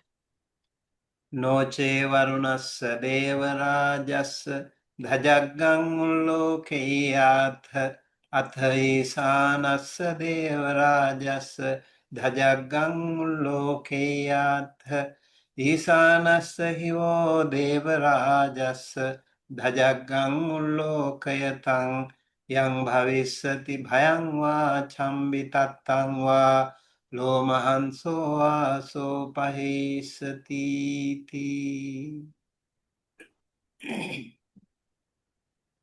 If you don't look up at the top of the standard of the Varuna, the Deva king, then you should look up at the top of the standard of the Isana, the Deva king.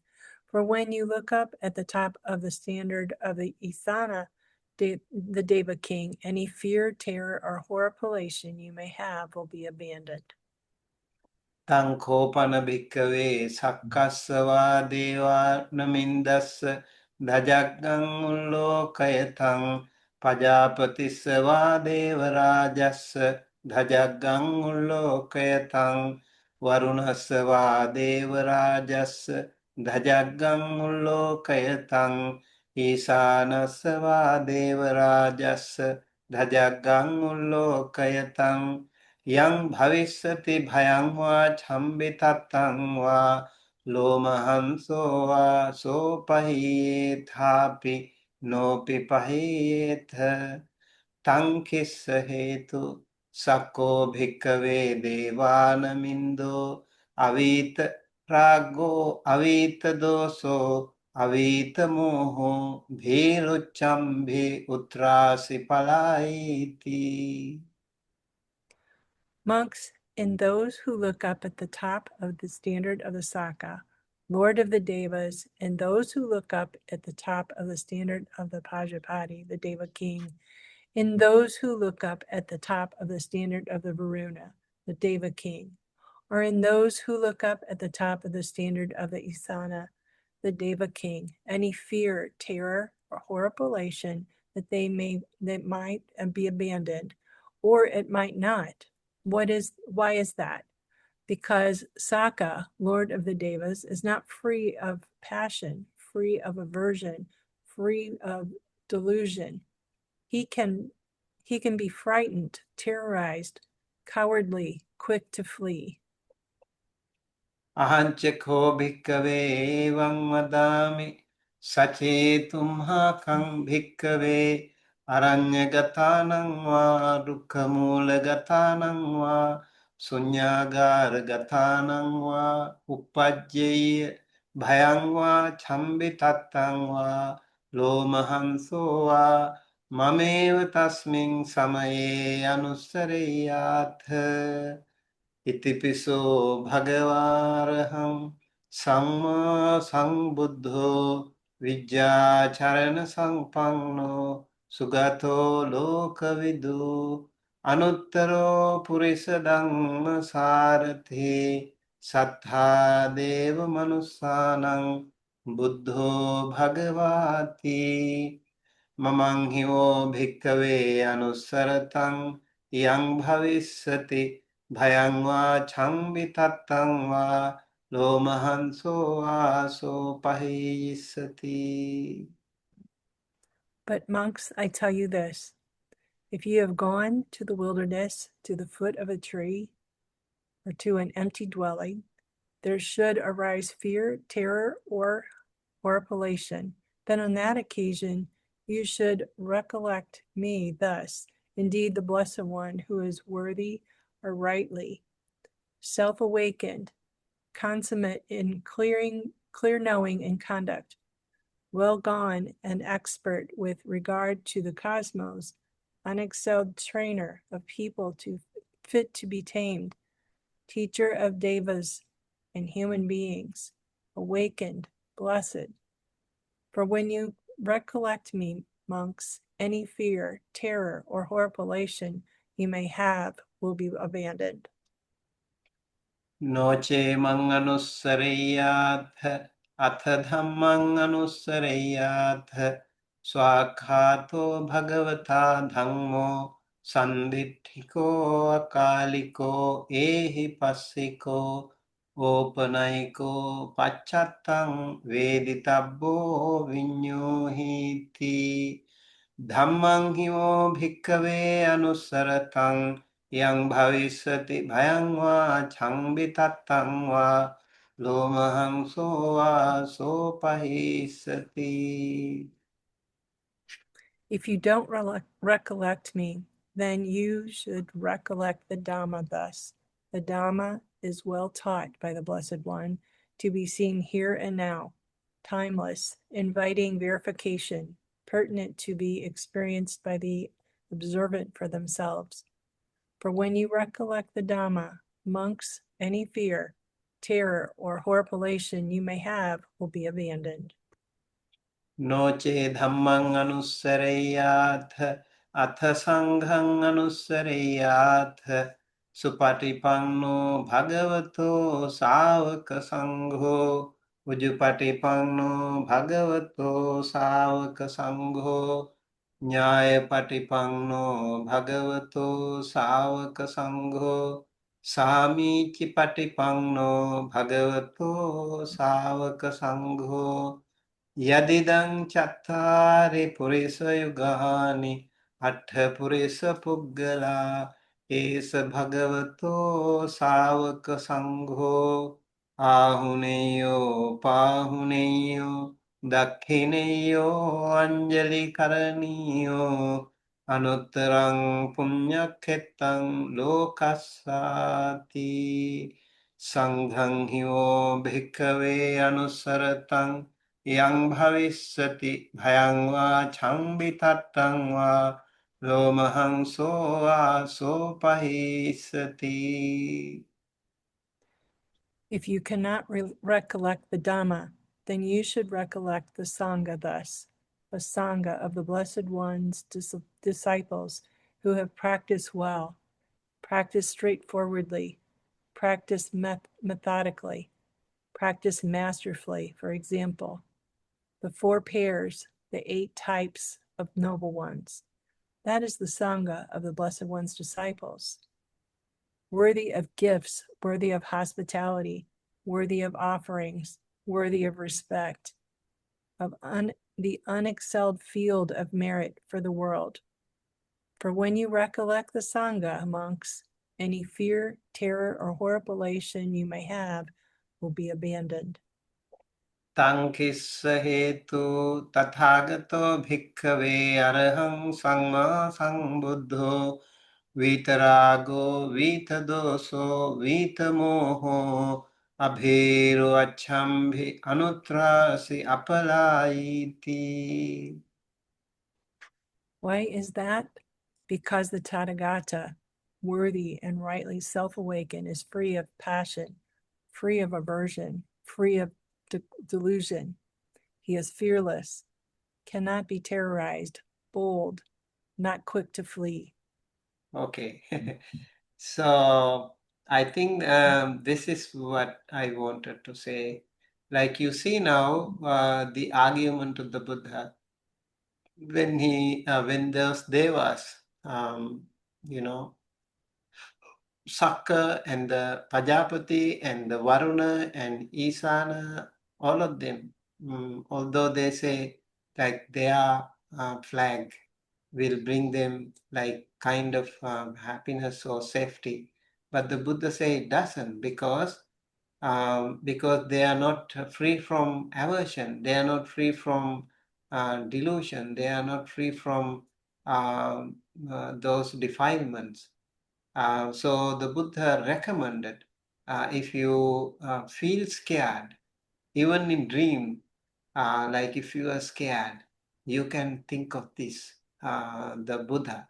If you are scared, like haunted or in the forest or in the desert or even in the middle of an ocean, wherever you feel scared, you feel like goosebump, or like people have the habit of reciting this Pali stanza. Itipiso bhagava arahang samma sambuddho vijja charana sampanno sugato lokavido anuttaro purisa dhamma sarathi sattha deva manusanam buddho bhagava. This is actually the quintessential essence of the Buddha's quality. Out of so many, we have 9 qualities of the Buddha. So, for example, arahang means worthy of being respected, worthy of being, one who has eliminated all defilements, one who doesn't make a mistake, even in secret, he doesn't do anything wrong.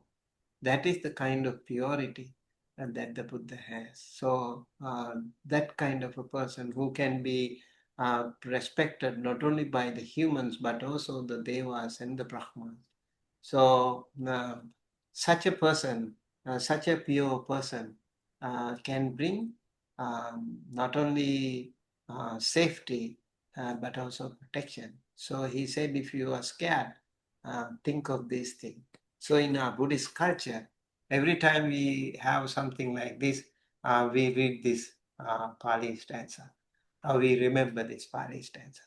And also in day-to-day chantings, we chant this Itipiso Bhagava and also Swakhato Bhagavato Savaka Sangho. These are some of the qualities of the Dhamma, his teachings. And so the teaching of the Dhamma is well explained. Sandiptiko, the result will be accessible here and now. Akaliko, and it is applied to all times. And ehipassiko, you don't have to embrace, just come and see. Open eye go, it is leading you to the Nibbana. Pachattang veditabbo vinyuhiti. This is the teaching, this is the Dhamma. One has to learn, one has to realize all by himself or herself in his or her own wisdom. So this is the kind of Dhamma that the Buddha taught. So this is another Gatha or Pali stanza that we use into day-to-day practice. And then the other one is Supatipando Bhagavato Savaka Sangho. These are the qualities of the noble Sangha, the disciples of the Buddha, those enlightened monks and nuns, all those bhikkhus and bhikkhunis, Sariputta Moggallana, Mahakassapa Nanda, Ananda, Rahula, all of those monks, and also the bhikkhunis like Mahapajapati, Kema, Uppalavanna, Yasodhara, Patachara, so many like Kisa Gautami and so many other wonderful bhikkhunis. They are all of such wonderful qualities, it is said. And you can see here, Chattari Purisa Yugani, Atta Purisa Puggala. So they can be Sotapanna, the stream enterer, Maggaphala, path and fruition 2. And Sakadagami, once returner, path and fruition 2. And then Anagami, non-returner, path and fruition 2.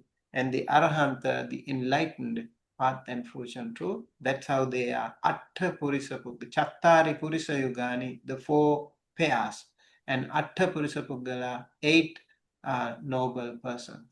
That is the kind of disciples that the Buddha had. And they can be Ahuneya, means you can invite, you can actually pay respect to them. They are worthy of gifts. Pahuneya, worthy of hospitality. You can invite them to your own home. And Dakhineya, you can, they are worthy of offerings. And Anjali Karaniya, they are worthy of being respected, bowed by the others. So Anuttarang Punya Kitang Lokasati, they are an excellent field of merit for the community. If you want to make merit, these people, these monks and nuns, their noble qualities, the virtues should be remembered. And that's how it is called Sangha. Sangha means not one person. Sangha is the entire community. Sangha means community. It's always community, not one person. So when you have a team, it's always very powerful. And all the team of the Sangha, bhikkhus and bhikkhunis, in the past, thousands and thousands and thousands of bhikkhus and bhikkhunis who have dedicated their life and energy to practice the Dhamma and also to teach the Dhamma for the well-being and happiness of the many. And also all the monks and nuns in the present, all different corners of the world, whosoever practice the Dhamma, following the path of this wonderful teaching, they are all counted here. And all the monks and nuns who are about to appear in future also will be counted. So there will be uncountable, innumerable, and immeasurable monks and immeasurable qualities of these the Sangha community. So if you think of them, you will definitely feel more comfortable and feel more safe and blessed. That is the Buddha's advice. He said at the end, you can see here, Tankissa Hetu. Why is that? Because the Tathagata, worthy and rightful self-awakened, is free of passion. Vita Raga means free of passion, no defilement. Vita Dosa means no aversion. Vita Moha means no delusion. They are crystal clear about their practice and their Dhamma. Abhiru Achami Anutrasi Apalayati, and He is fearless, cannot be terrorized, and bold, not quick to flee, like those devas. So if you are an enlightened person, you will not be scared. Even if a ferocious wild animal coming to you, you will not be shaken. And even if there is any other frightening sight or sound happen, you will not be scared. That is because they have completely eliminated all defilements, and they feel very confident, and they feel very unshaken with their mind. That is the difference. This is an interesting sutta, and also I selected this because these three, like the Buddha and the Dhamma and the Sangha, they are called triple gem. So you must have heard sometime like, may the triple gem bless you. That is the not a different kind of precious stones, but it is the Buddha, Dhamma, and the Sangha. They are noble qualities. So we think of these three triple gem when we want to bless others. Okay, that's about the triple gem, and of course all these words, like word by word, can be very extensive discussions. And I just wanted to just open up for you. Maybe you can have more investigations into these later on. And remember also, these beautiful stanzas are available in many other suttas also. Okay, any question? All right, that's about the triple gem. Okay.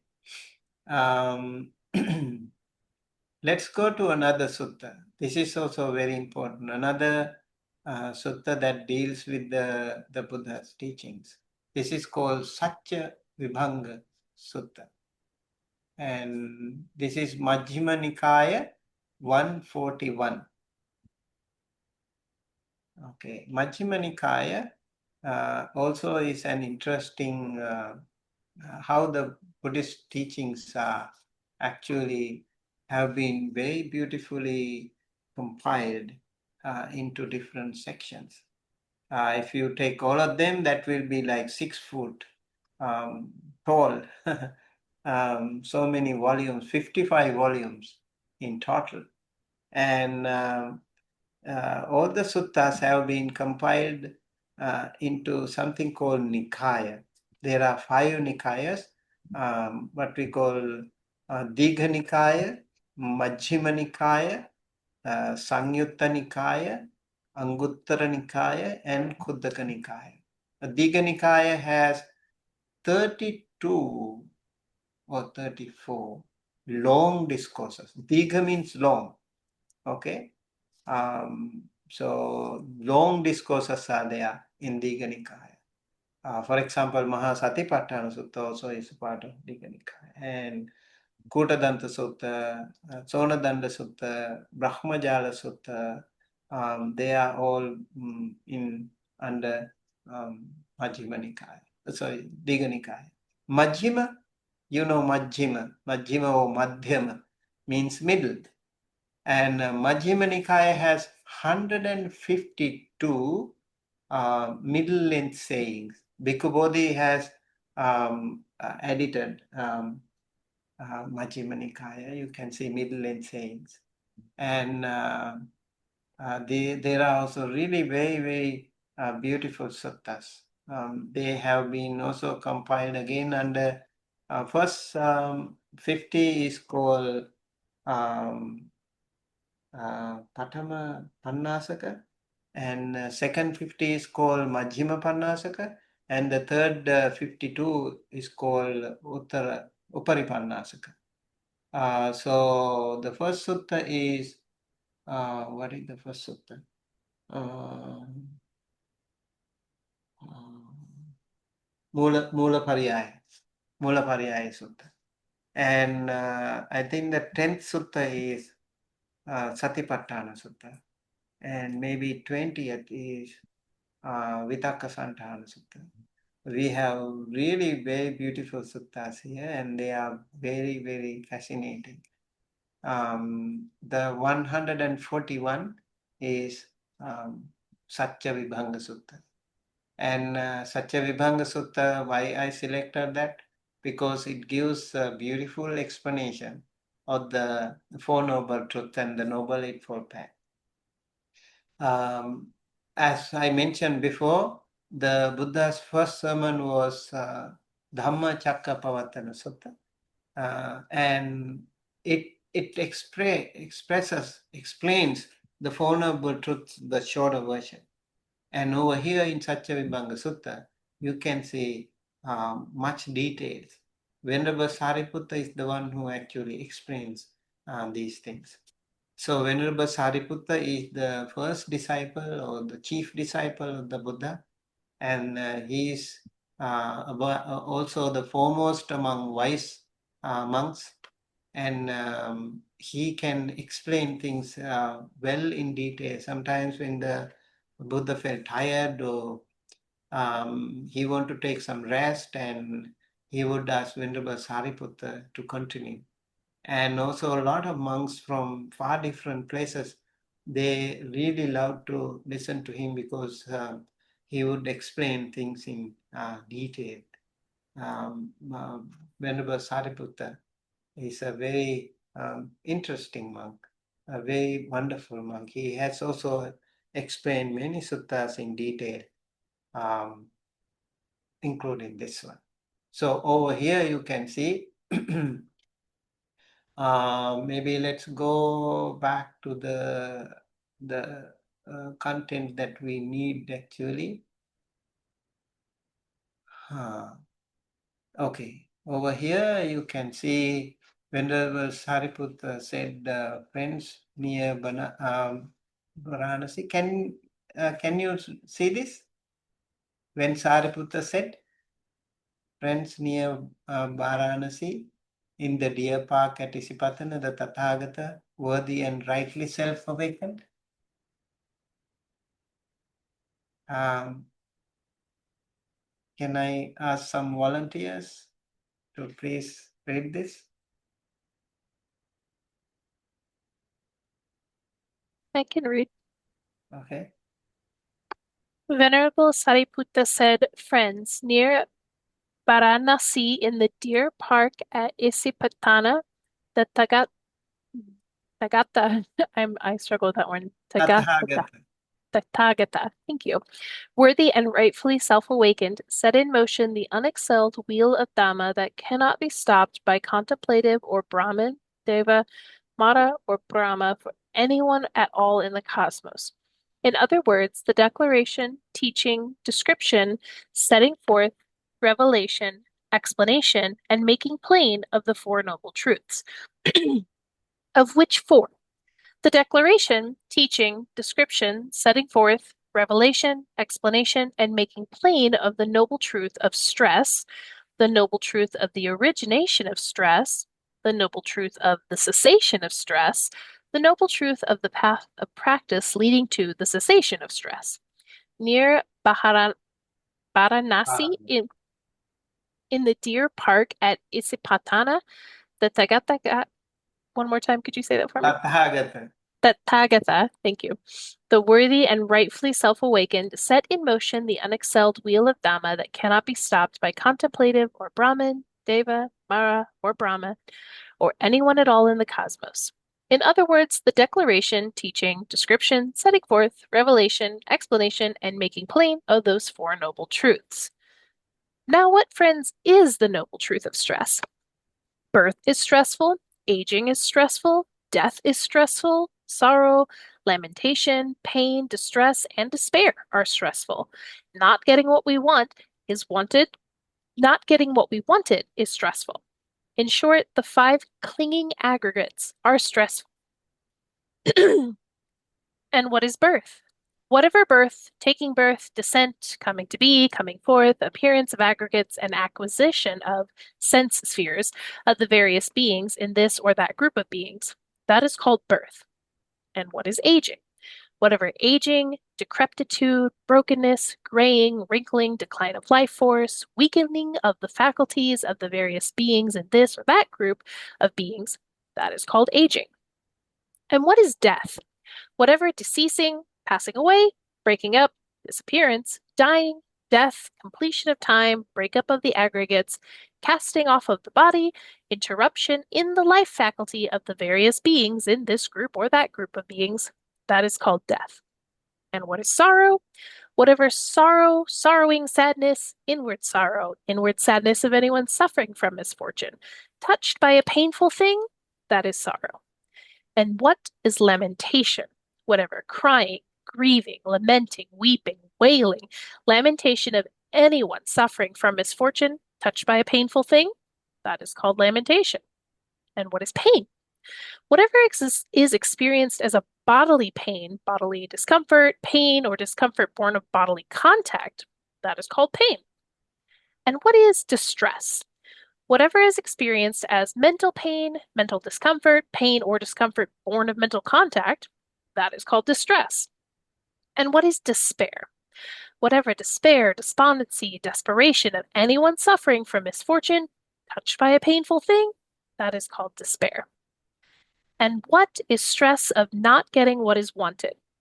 In being subject to birth, the wish arises, oh, may we not be subject to birth, and may birth not come to us. But this is not to be achieved by wishing. This is the stress of not getting what is wanted. In being subject to aging, illness, death, sorrow, lamentation, pain, distress, and despair, the wish arises. Oh, may we not be subject to aging, illness, death, sorrow, lamentation, pain, distress, and despair, and may aging, illness, death, sorrow, lamentation, pain, distress, and despair not come to us. But that is not to be achieved by wishing. This is the stress of not getting what is wanted. And what are the 5 clinging aggregates that are, in short, stressful? The form clinging aggregate, the feeling clinging aggregate, the perception clinging aggregate, the fabrication clinging aggregate, the consciousness clinging aggregate. These are called the 5 clinging aggregates that, in short, are stressful.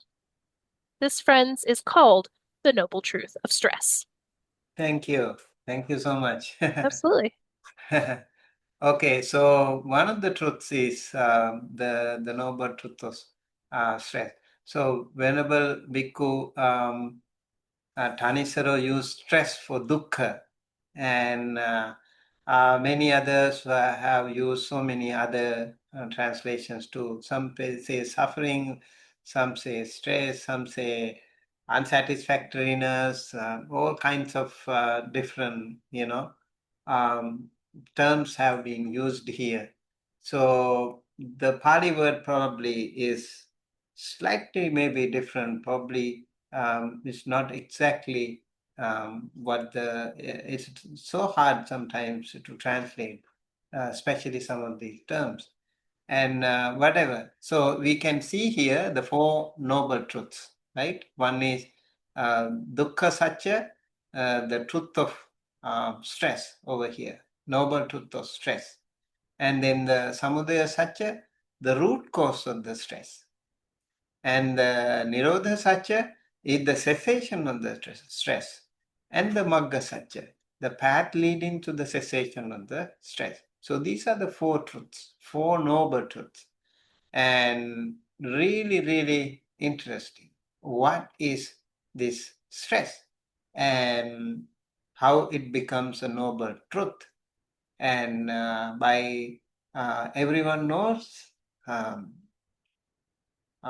like these things, birth is suffering, aging is suffering, death is suffering.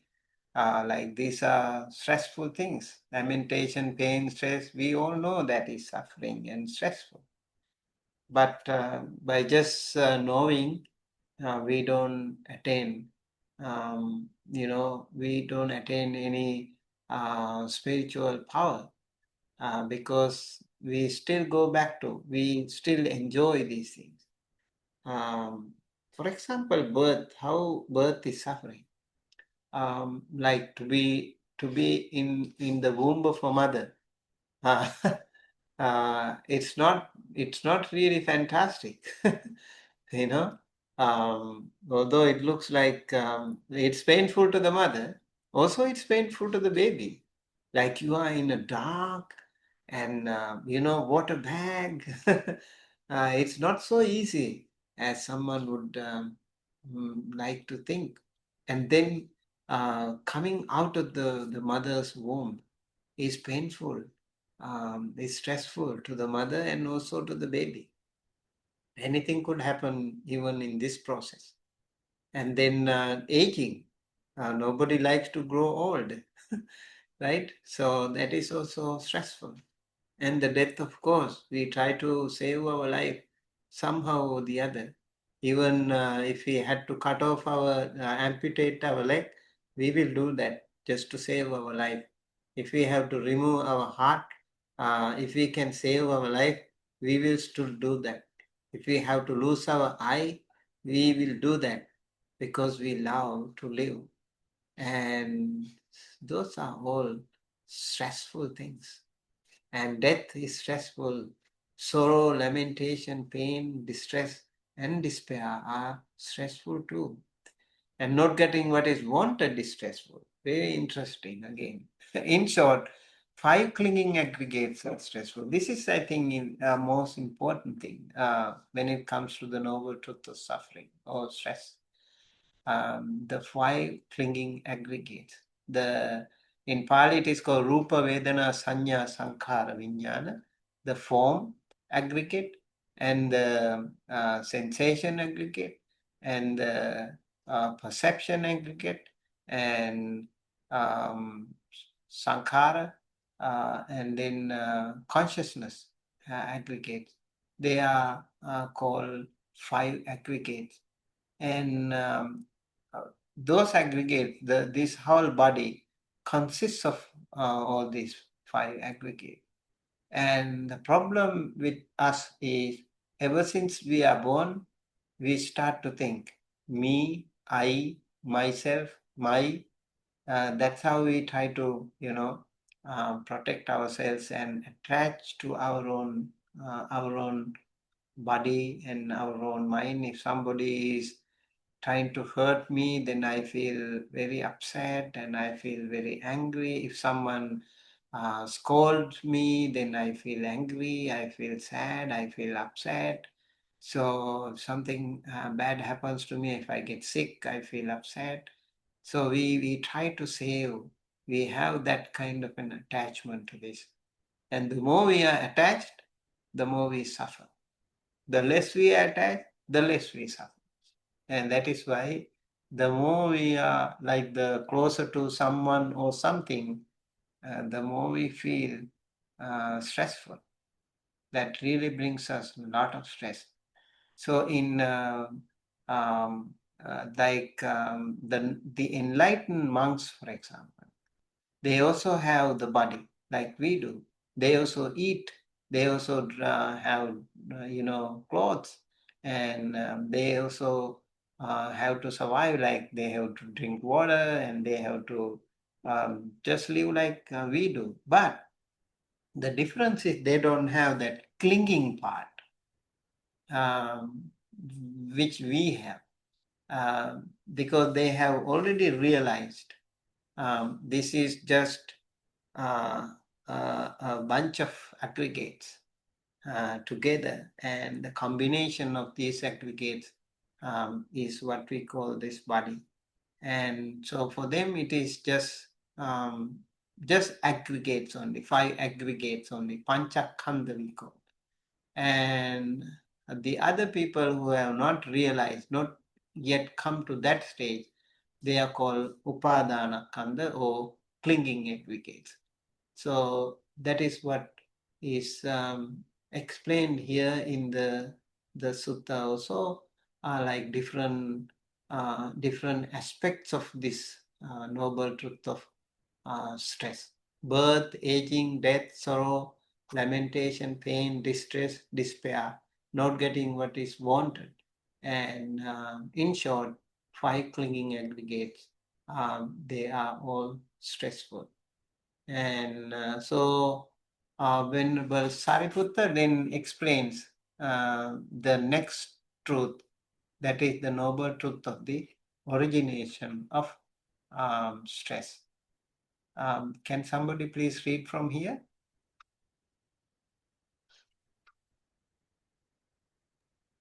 I can go. Okay. Um, and what, friends, is the noble truth of the origination of stress?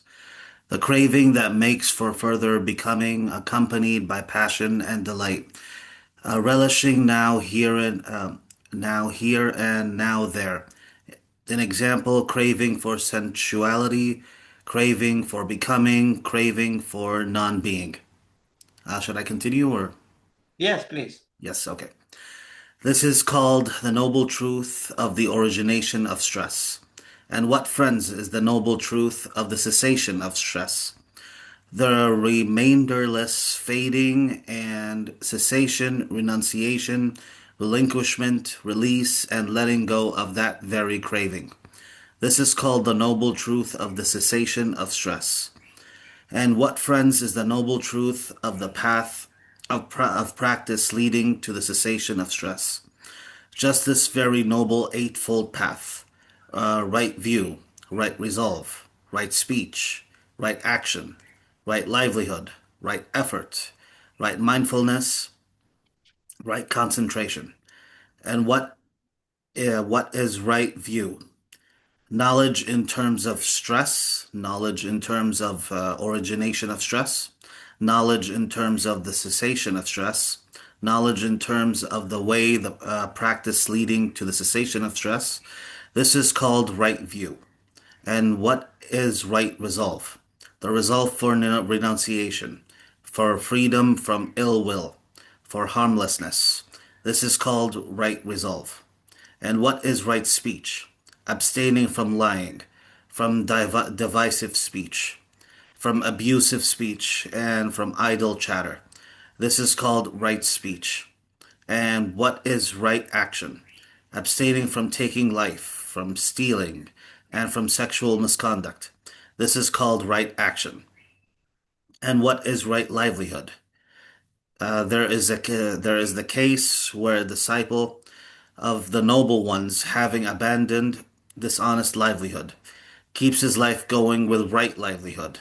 This is called right livelihood. And what is right effort? There is the case where a monk generates desires, endeavors, arouses persistence, upholds and exerts his intent for the sake of the non-arising of evil, unskillful qualities that have not yet arisen, for the sake of abandoning evil, unskillful qualities that have arisen, for the sake of the arising of skillful qualities that have not yet arisen, and for the maintenance, non-confusion, increase, plenitude, development, and culmination of skillful qualities that have arisen. This is called right effort. And what is right mindfulness? There is the case where a monk remains focused on the body and of itself, ardent, alert, and mindful, putting aside greed and distress with reference to the world. He remains focused on feelings and of themselves, the mind in and of itself, mental qualities in and of themselves, ardent, alert, and mindful, putting aside greed and distress with reference to the world. That is called right mindfulness. And what is right concentration? I'll just wait a bit. Okay, yeah. There is the case where a monk, quite, quite, quite secluded from sensuality. Sensuality, yeah, that's correct. Okay. Sensuality, secluded from unskillful qualities, enters and remains in the first Jhana. Rapture and pleasure born from seclusion, accompanied by directed thought and elevation. with the stilling of directed thoughts and elevations. He enters and remains in the second Jhana. Rapture and pleasure born from concentration, unification of awareness, free from directed thought and evaluation, internal assurance. With the fading of rapture, he remains equanimous. Equanimous, mindful and alert, and senses pleasure with the body. He enters and remains in the third Jhana, of which noble ones declare, equanimous and mindful, he has pleasant abiding, with the abandoning of pleasure and pain, as with the earlier disappearance of elation and distress. He enters and remains in the fourth Jhana, purity and equanimity and mindfulness, neither pleasure nor pain. This is called right concentration. This is called the noble truth of the path of practicing leading cessation of stress. Sorry, can you scroll up? Yeah, thank you. That's it. That's it? What Okay. we need. Yeah, thank you Right, so okay. much. You're welcome. So the whole Four Noble Truths are explained here. And as I mentioned, this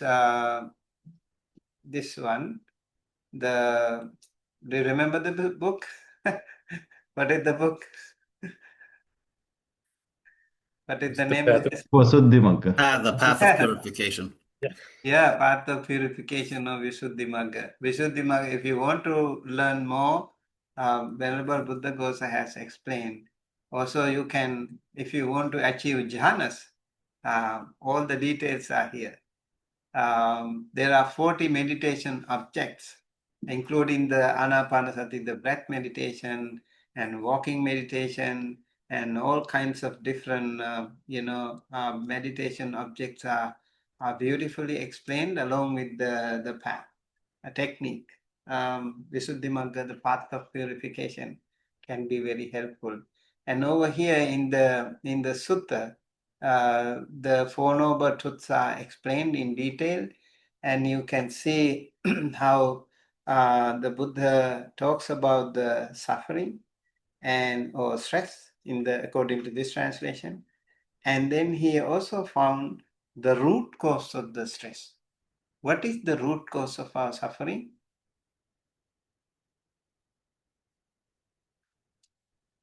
Desire? Desire. Yeah, craving, desire, attachment. That is the root cause of our suffering. And it is also explained in three different ways here. Kama tanha, bhava tanha, vibhava tanha. So, like we in these human realms, and also the animal realms, and also the deva realms, they are fond of these sensual pleasures. Whereas when it comes to the Brahma realm, they are not interested in this body anymore. They are not interested in these sensual pleasures anymore. And that is why their bodies are even more subtle. And see the food patterns, for example, in the animals, they like raw food. And for us, it's like cooked, prepared food. And those are like kind of rugged food. We call it kabalinkara. You have to, bite by bite. You have to eat them. And in the Deva realms or the celestial realms, they don't eat like that. This is like so yucky for them. They don't like that food. And they like actually, they get the food, it is said magically, karmically. And most of them just have the smell of the food. And most of them also have joy and rapture as their food. Have you noticed that sometimes when you are very happy, you don't even feel hungry? Right? So for them, they don't need like those food that we have. And they have the happiness, joy as their food. And similarly, in the Brahma realm, they would also not be interested in the body. So their bodies are even more subtler.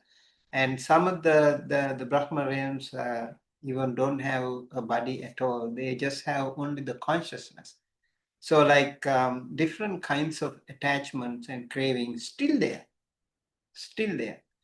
And it is by achieving or attaining the four stages of sainthood, what we call Sotapanna, Sakadagami, Anagami, Arhat, through which we can actually attain the final liberation. And otherwise, we will continue to be born again and again and again in different forms of these different realms according to the Buddhist cosmology.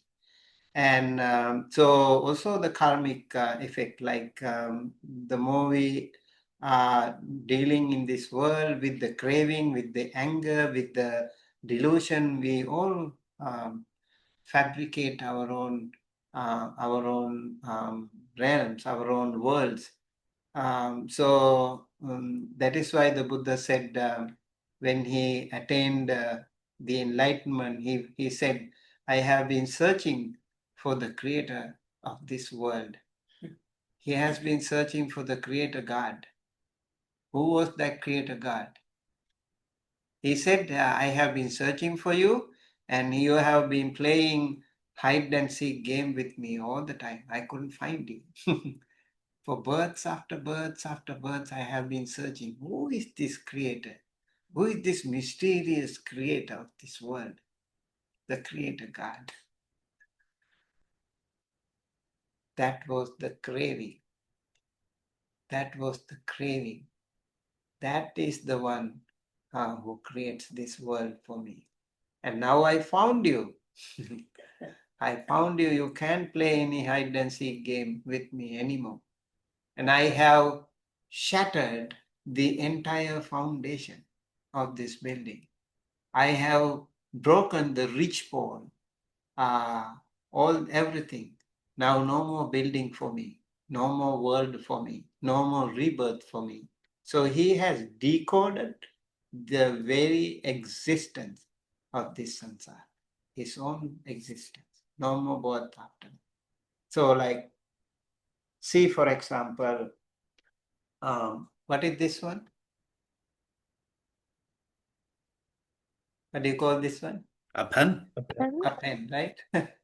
So for us, it's a pen, but that is actually truth, right? But this is just a conventional truth. We call it a pen, but the absolute truth is not a pen. Absolute truth is this is the combination of earth, water, air, and fire. So the combination of four elements. But we don't call it like four elements.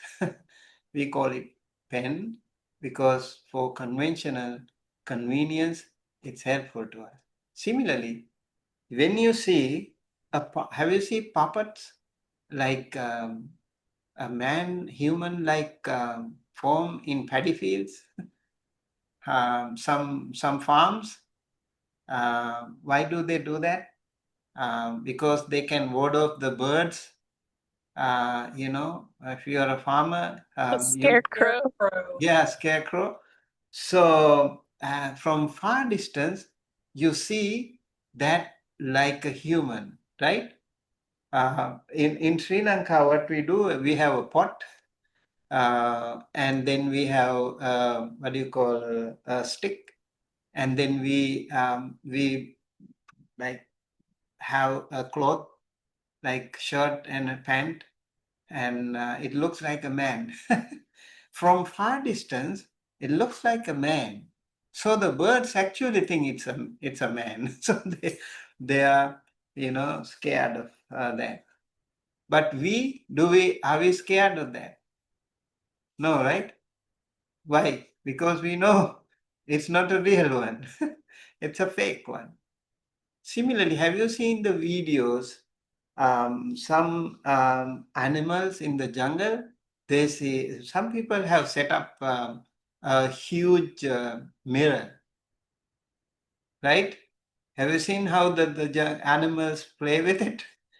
Monkeys go there and they think there is a monkey inside, and lions go there, tigers, bears, they see them and they say this, and inside there is one.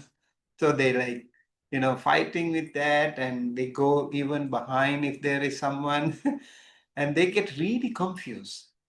By seeing this, what do you think? You get like confused? Oh, this foolish animal, he doesn't know there is just a mirror. This is just a reflection. And so he's just, he doesn't understand. He's very foolish, ignorant. Similarly, we are also, in a way, we play the same.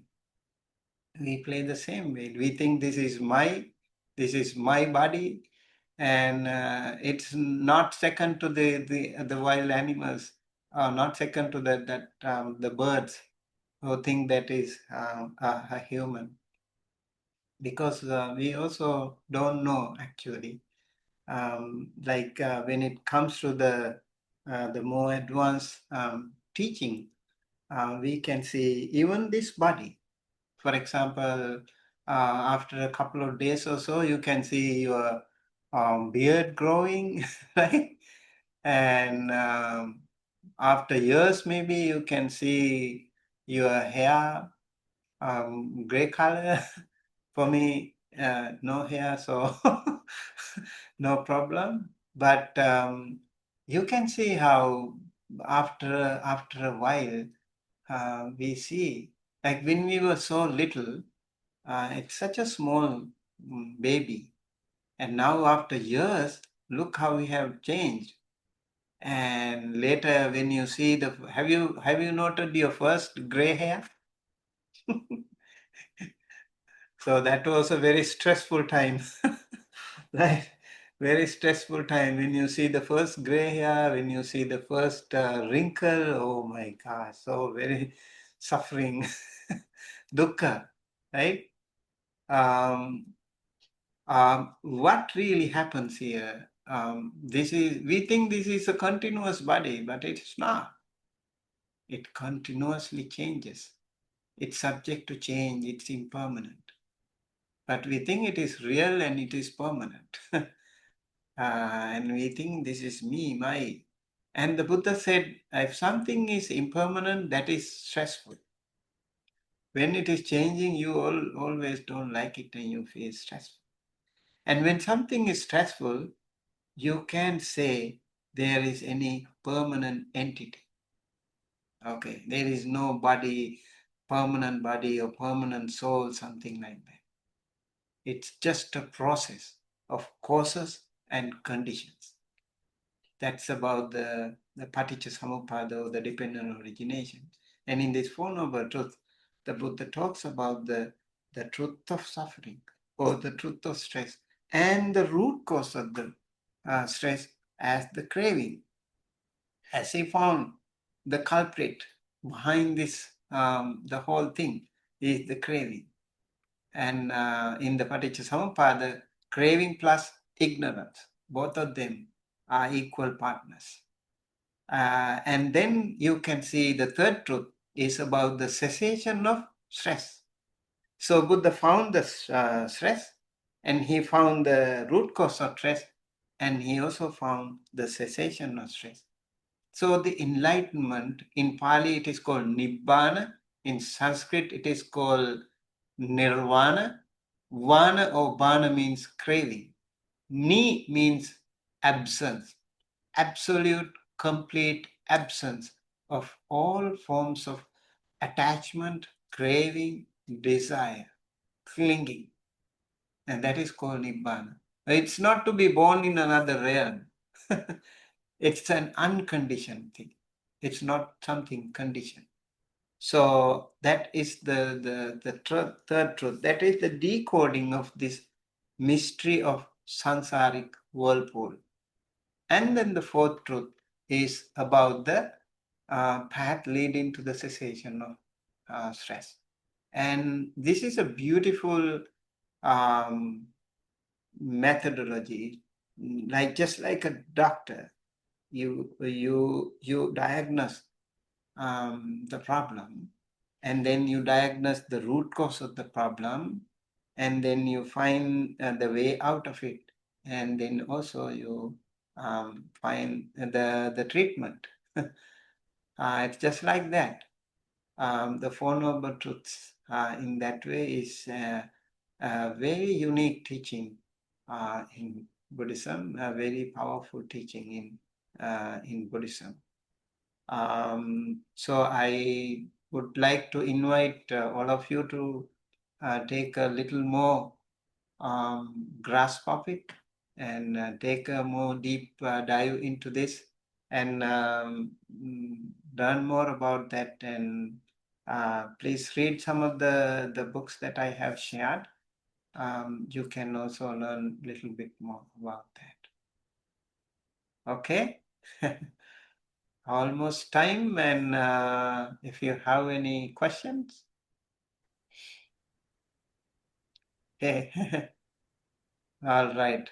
So for my attendance, I think it is better to take a picture, screenshot. So please open your camera and we take a screenshot. Kat, would you like to do it or anyone else? I got you. Okay. So how do we get it? Get everyone? I cannot get everyone on the same screen. Really? Yeah. Can Anyone anyone knows how to do take that? screenshot? Yeah, I can't get everyone on the same screen. I did Okay. it. I put it in the chat for you. You did it? Okay, cool. Thank you. You're very Okay. welcome. One more thing. Yesterday, you took a screenshot and shared it in the chat, and I could not find it in the saving. Maybe we have to save it now. Otherwise, it will Yeah, be I gone. downloaded it. Okay, that's great. I want to first download it and before we. Yeah. Okay. Maybe someone can share that yesterday's one as well. Okay, and also maybe I can share you. Should we have a WhatsApp group? Do you have WhatsApp? I do have one, and it's called DBS Study Group.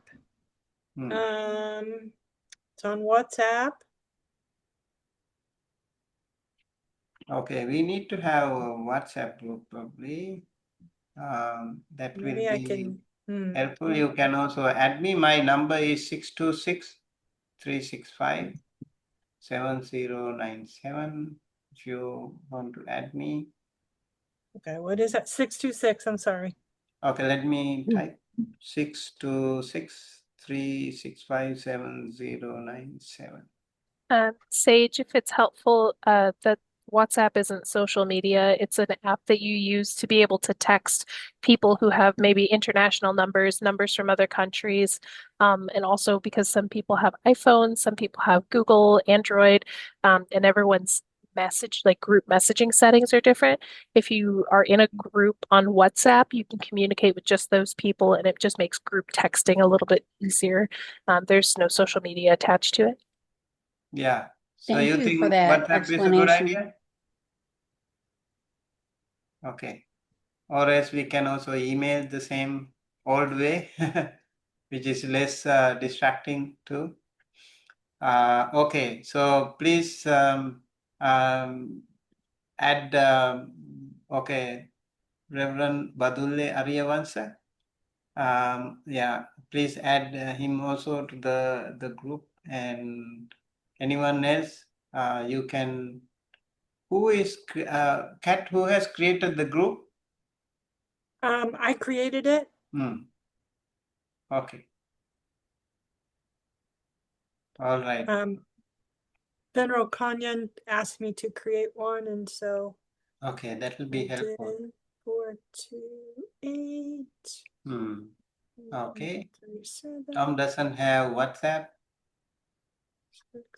You just download it. It's that easy. Yep. There's no charge. It's free.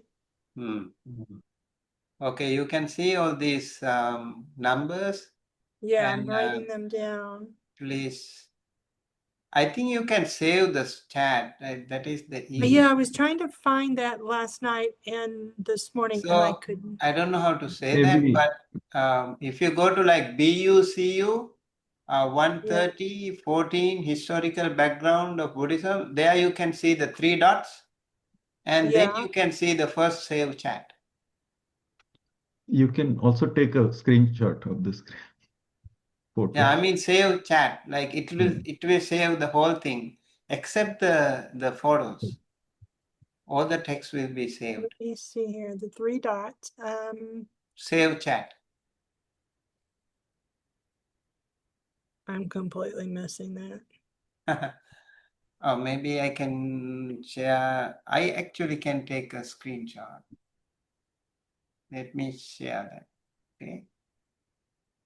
Maybe with your phone, Cat, you can take a photo from your phone of these numbers. Yeah, Yes. photo is a possibility too, but actually you can. Yeah, but the numbers are all in different locations, so I have to write them down. 1, 5, 9, 6, 8, 2, 7, Okay, so 5, 4, 1.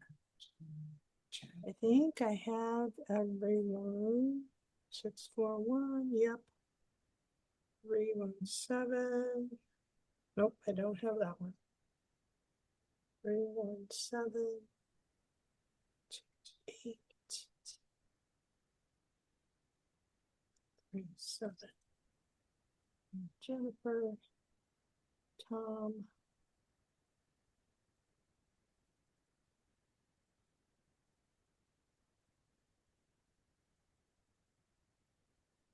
Six, 2, almost done. 7, 4, 7, 8, 0, 2, 0, 6. And I think that is it. Okay. I have everyone. okay. Thanks for All your right. patience. All right, everyone. Thank you very much, and see you again tomorrow at the same time. I wish you all a very peaceful and happy day today. Good night and take care. Good Thank you. night, everybody. Good night, everybody. Okay.